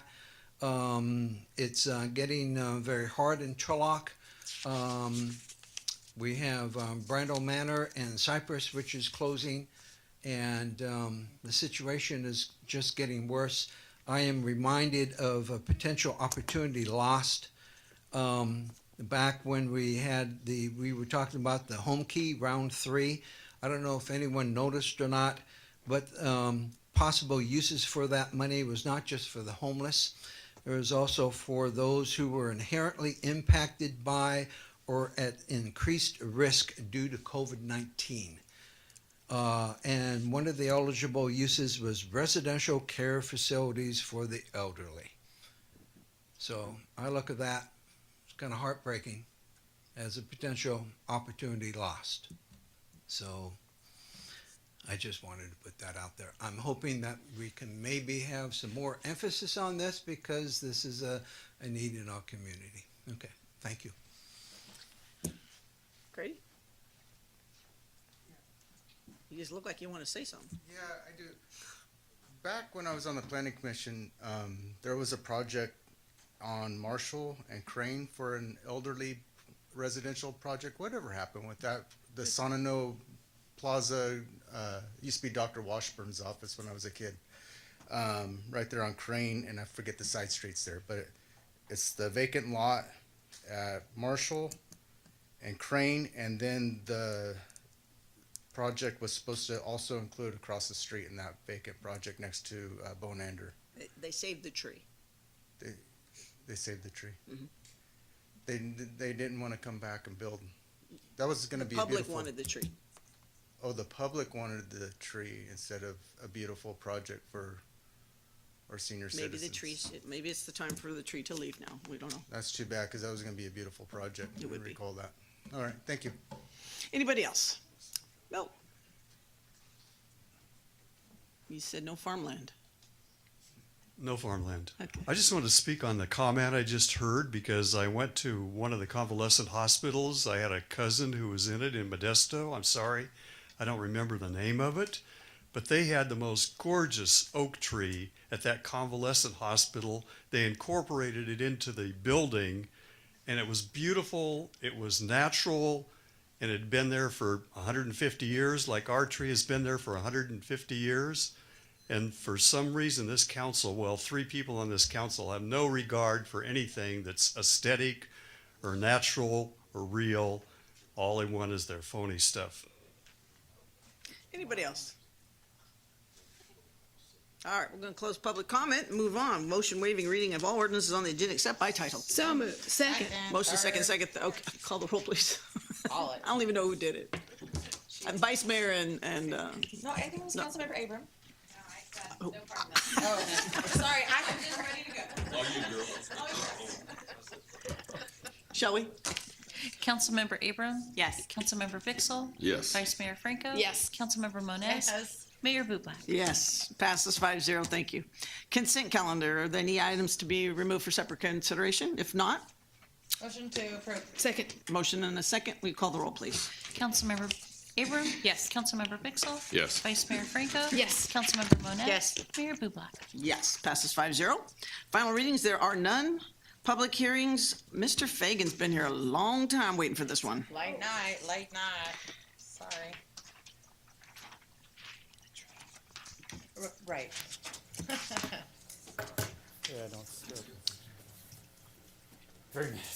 And I believe that somebody was talking about golfing or something, so Mr. Fagan probably peaked up for that one, huh? Well, that and I've had 2 holes in one in the last 65 days. So Look just at you. Wow. Yeah. Now you are bragging. on the same hole. Ooh. 11. Yeah. The easiest one. Yeah, it is. I had one there too. Yeah. Must be. Nice. Okay, Okay, let's move on. Okay. What do you got? Mayor and members of the council, tonight we're bringing our first substantial amendment to our consolidated plan, our community development block grant home investment program. Each year, we bring that program to the council.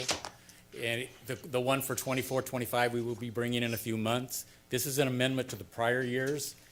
In essence, the first one in item 7A, what we are doing here is we are relocating dollars from individual projects to develop them into rehabbing houses, owner-occupied for the most part houses.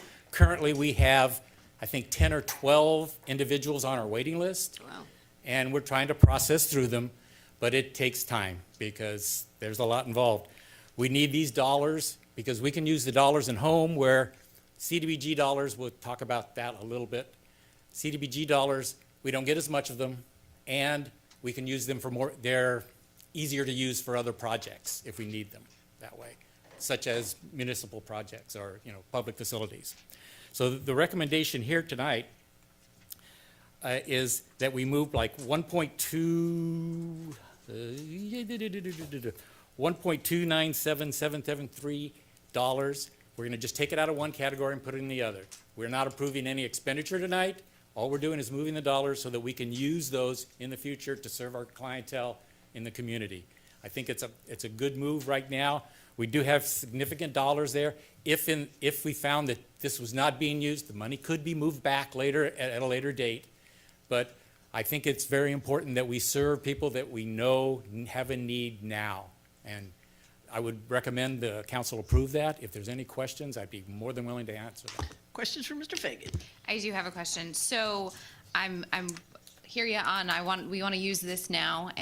How long will it take to go from this amendment to actually, applying this to the people that are on the wait list? Are there, because it's my understanding that there's like policies and procedures that we're going to need to develop because we haven't used home funds for this. Correct me if I'm wrong.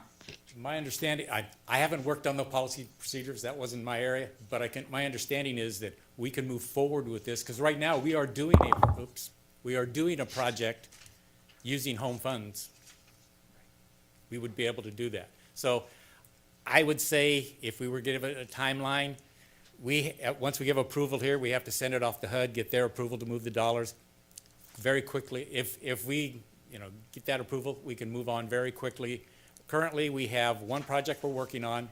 We have another one that's, the owner hasn't decided whether to move forward or not. And we have a third one we're actually working on also. So there's 3 projects in the works right now. So we could move forward with these, we'd have staff time that's available right now to move forward. So I think it's a very positive move for us. And again, if we determine, you'll see it on the next issue, if we determine the money isn't being used, we can move it around.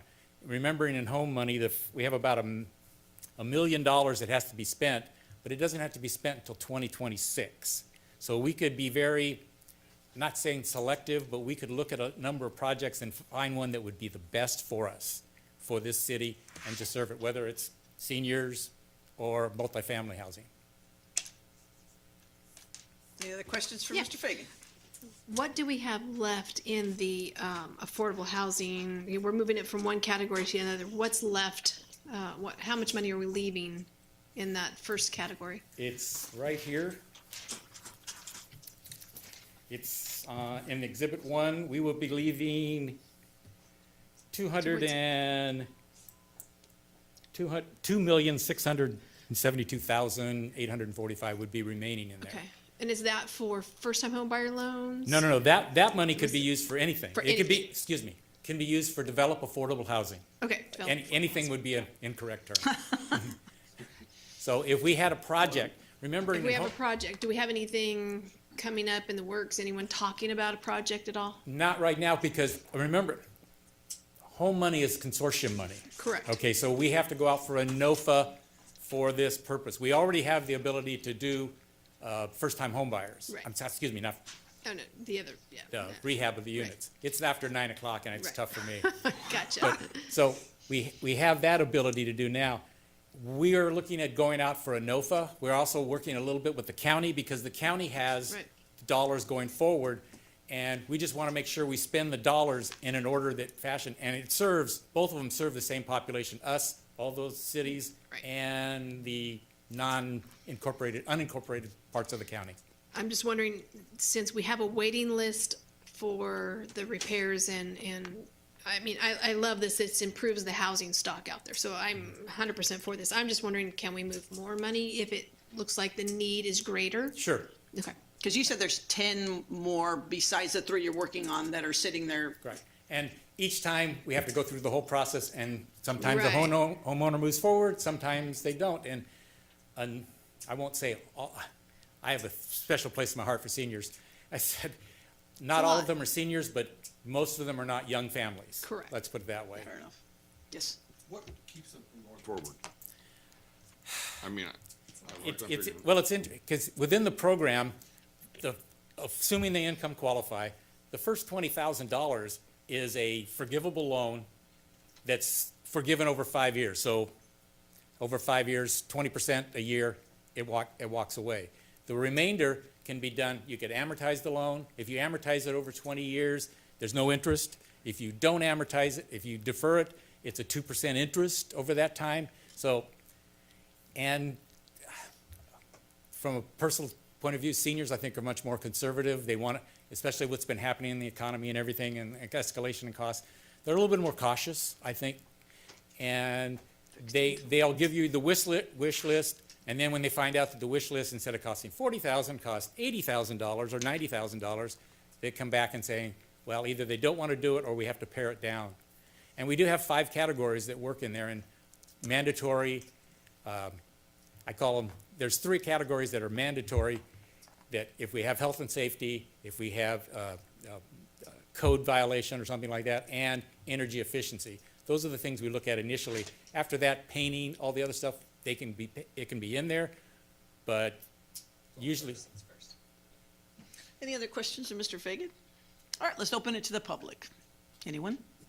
Anyone? Okay, closing the public comment. What is the will of? Motion to approve? Second. We have a motion and a second. Will you call the roll, please? Councilmember Abram? Yes. Councilmember Pixel? Yes. Vice Mayor Franco? Yes. Councilmember Moniz? No. Mayor Bublak? Yes, it passes with a 4-1. Thank you, Mr. Fagan. And are you ready for the next one? Yes, Let's I am. do it.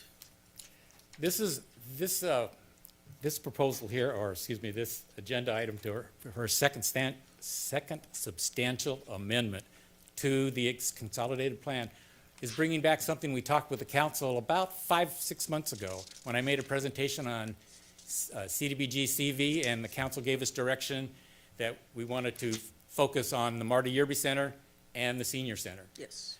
To do that, currently where the dollars are located in there, we have to move them into another category. I mean, you know, it's just how it is. You're working with the federal government, so it is complicated and confusing. But what we want to do is we had dollars in there initially, and then we were going to use them to fund evictions, foreclosures, everything. It was related to COVID. Well, we had $600 and almost $700,000 in there. Well, so far we only spent $83,000, and we have about $10,000 in administration. So very small amount of it, and it's very hard to tie things now to COVID related. 2020, 2021, much easier. Now, the money's just sitting there. We haven't had, I mean, since I've been here, we haven't had any activity, and that's almost a year. And so we need to move the money so that we can use this. And we had 2 projects. If you can see, there's an attachment on your sheet here that kind of shows the direction they want to go with this. These numbers have been updated recently. Obviously, they haven't been bid.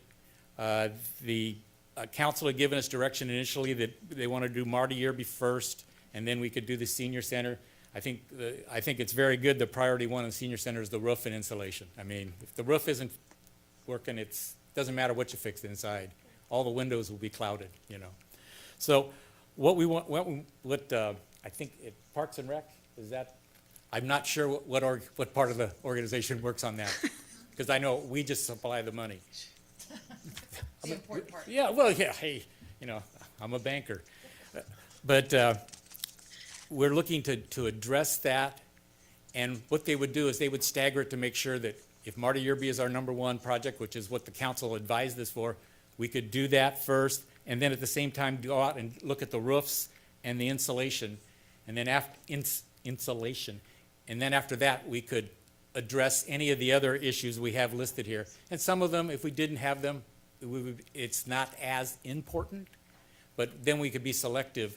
And when we bid it, like just the roofs, we're gonna get, I think, more competitive because we'll get roofing contractors only to be coming out to do the project. We won't get as many generals to do it. Questions for Mr. Fagan? Open it to the public? Sure. Absolutely. No, you gotta come on, everybody wants to hear you. Could those funds be used to update Pedretti Park? Since it's COVID related and it's outside use? It hasn't been brought to my attention at this point. As a matter of fact, when we talked about the COVID, when I had one of the COVID things, somebody did bring up Pedretti, and I was gonna we were talking with Parks and Rec or whoever that is. Mm-hmm. And these were the recommended directions we were going. Okay. I'm not sure. I mean, we could look it up and we could get you an answer if That'd be great to put in some more investment on yeah, because that's a good revenue generating thing for the city for having tournaments and stuff like that out there, and there was a it brings discussion. people from the outside I think it was the lights we discussed. coming into Yes, there was a our discussion on hotels. an improvement because of all the tournaments that they were, and generating revenue through the hotels. Mhm, the hotels and Yes. everything. It'd be a great investment, and it's an outside facility, COVID. And lights are something that could be very expensive. And so, I don't know. I think we're good with them now, right? We're all good? Totally up. Lights are done, so the other part may be backwards. Thanks for creating all this, Mr. Welch. All right, anybody else? Come on up. Let's talk about the senior center. I know. Mine too. Did you bring a pillow?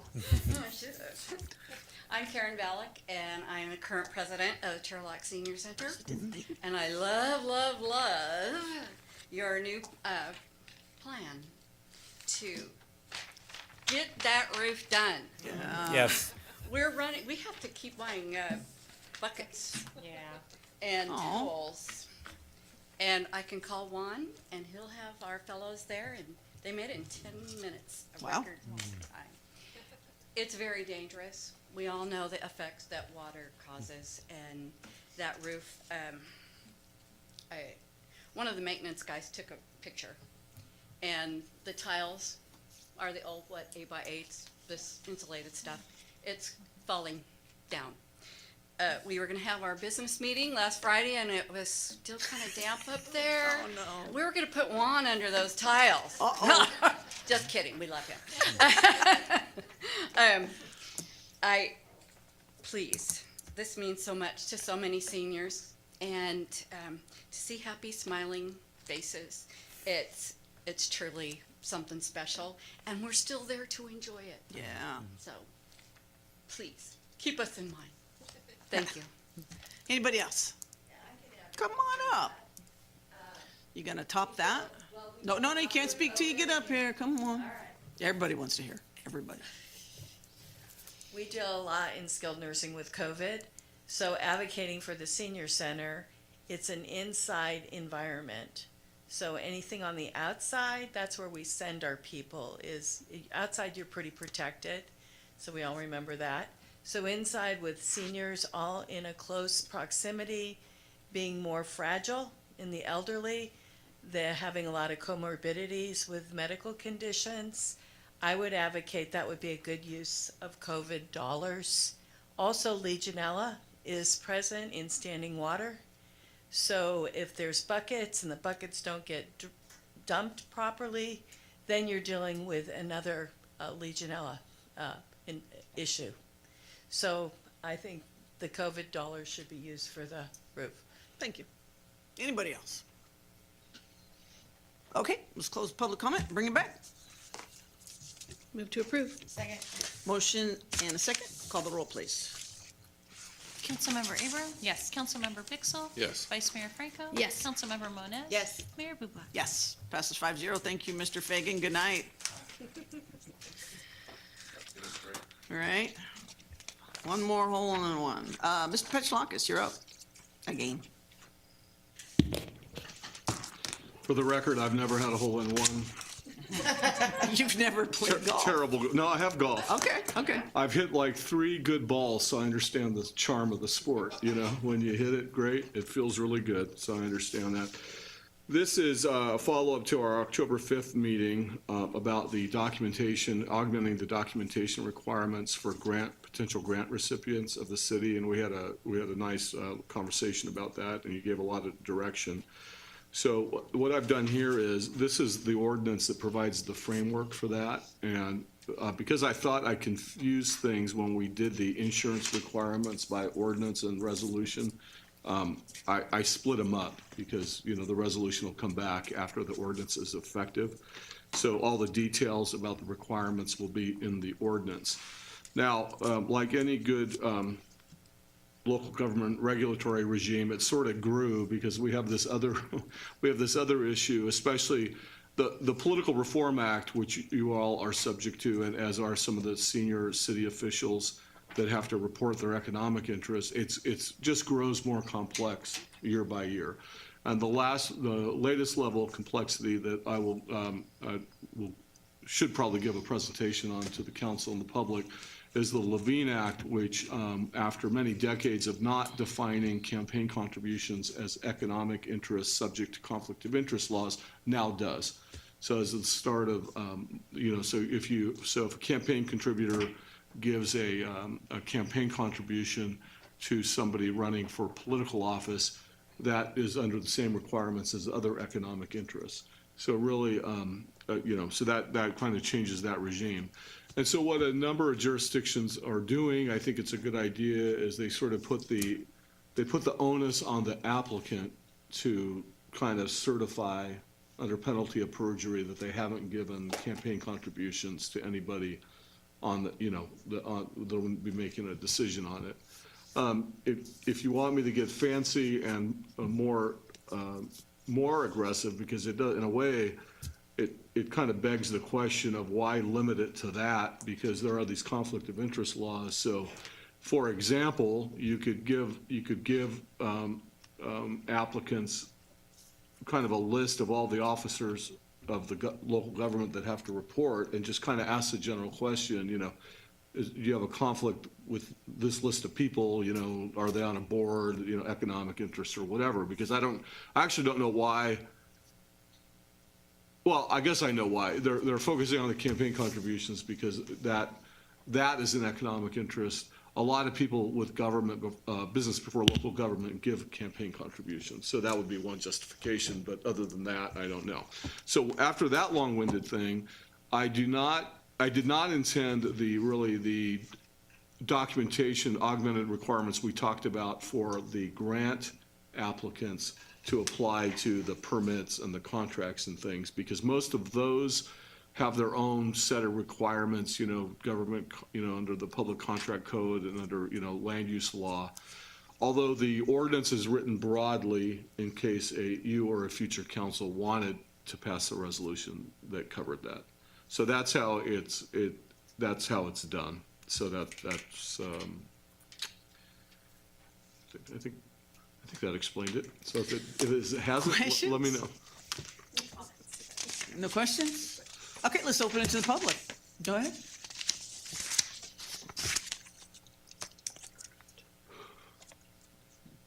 Yes, Mr. City Attorney. So what you're saying, you want to do away with this, so when Mr. Swanson and Mrs. Swanson and their children donate the maximum amount of money to candidates here at the dais, they don't have to report this any longer, or that's the opposite? No. It's the opposite of that? Much to the contrary, we're asking people who are applying for something to the city, say it's a contract or a permit or whatever, they have to tell us whether they've given campaign contributions. So we can kind of track whether there's a conflict. Okay, but the people on the council still have to report Yes, in their report. I'm sorry, yes. So I can go get a copy they're under of the their same obligation. 460, and Right. I can see that Swanson has given these people this amount of money and so and so and so. Yeah, whoever's given, I think the reporting requirements are $100 and over, I think. So yes, you can see all those. Okay. Yeah. No, it doesn't affect, it's sort of in addition to. It doesn't make it so someone can hide something. No. So then when do they have to recluse themselves? I mean, how much money do they have to give before a council member has to recluse themselves? Because we don't have that happening here in Yeah, I should Turlock. know. Anybody know? Somebody must know. What is $250 on the campaign contributions? If you take campaign contributions. I thought it was $2,000 or something. It is, but they made it lower for the campaign stuff. So I'll give a presentation on it so it's all clear, yeah. Okay, thank you. I mean, Anybody else? if the council wants that, so. All right, let's close the public comment, bring it back. Comment? Yeah, I have a few comments. The first is in the section where you talk about violations for potential grant recipients.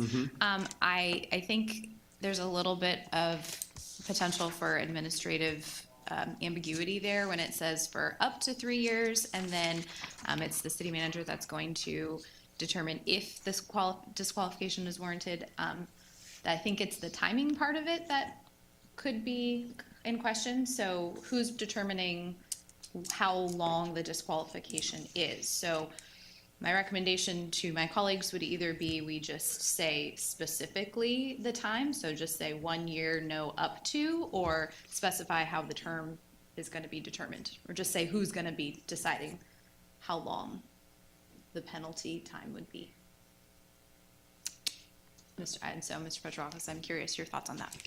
Yeah, I think it's fine. I mean, I think this was, I added this because, I was thinking about in the terms of the grants, do you want, most of our ordinances have the part that's in here about, it's a violation of the municipal code.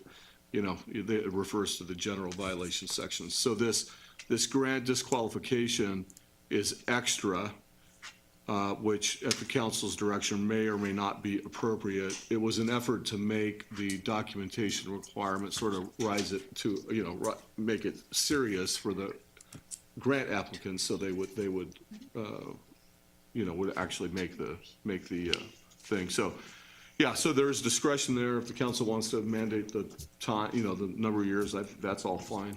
Our And, most- and staff decisions, however that's done, which, I think, the director kind of determination and recommendation of the city manager, and the city manager makes the call, and then under other provisions of our code, staff decisions are appealable to the council, so they would be able to come here and plead their case, And most of the grants that we're talking about, I'm going back to your document back in October, it's CDBG, community events, recreation, those are like on a yearly cycle, Mhm. right? Yeah. So I would propose that we just set a specific 1 year. If you are disqualified, you're disqualified from the subsequent 1 year. How about 2?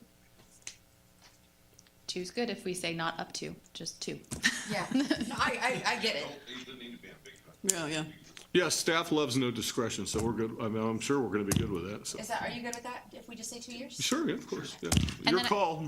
I just have one other comment regarding what Mr. Petrolakis was saying with the legal compliance documentation. This all started as just talking about grants and making sure that there's a checklist and we're, everybody's looking at everything.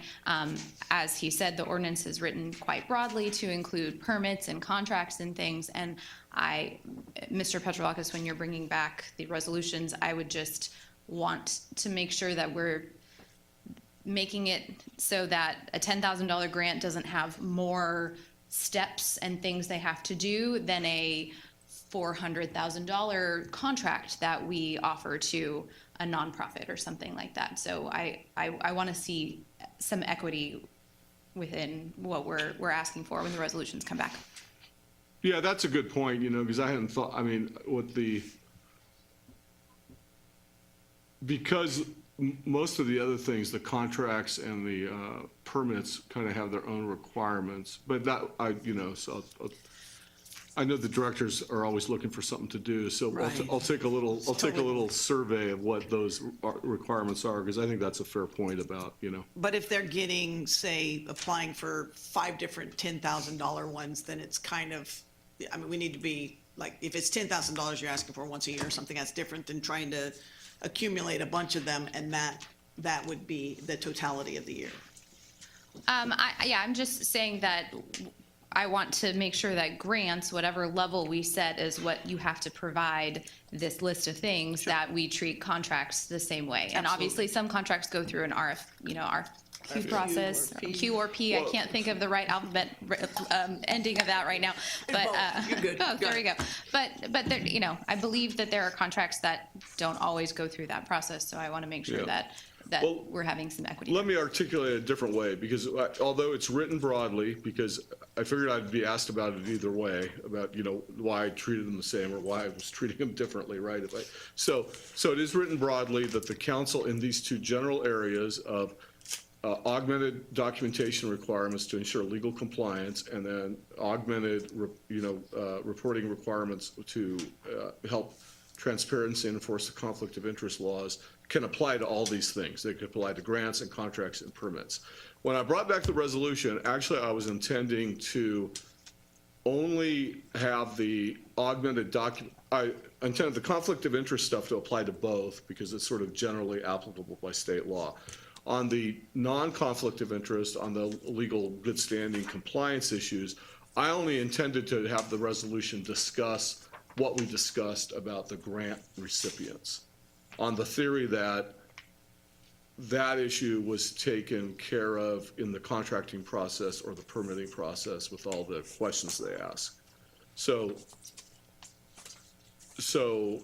do you want me to, give me some direction on, do you want me to do that? Or do you want me to compare what's in the resolution for the legal compliance good standing for grants to what we request of permit applicants and contract applicants? That would be kind of the way What did you to. even say? I followed it. I got it. I thought I said it very precisely, but I failed apparently. Mr. Petrolakis, when you're bringing back these resolutions, would it be fine for us to consider grants separately from the legal documentation for contracts, from, whatever permits we should see fit? So could we do one and then let you know more? Yeah. Okay. Yeah, that's a good idea. We can do the,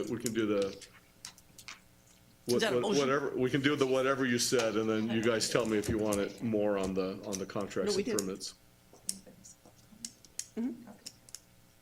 Okay, motion to approve with the slight amendment to move up to 3 years and change it to 2 years. Second, with that amendment. We got a motion and a second. Call the roll, please. Good job. She's paying attention. Councilmember Abram? Yes, my It was yours. Councilmember She said Pixel? yes. Yes. Vice Mayor Franco? Yes. Councilmember Monette? Yes. Mayor Because Bublak? George's microphone's on and And he can't have George. 3 on at the same time. It's his fault. Okay, that's gonna be our action items for future consideration. Okay, it's passed 5-0. Thank you for that. Okay, city manager reports, Mr. Wilson. Got it all done? It's written. Council items for future consideration.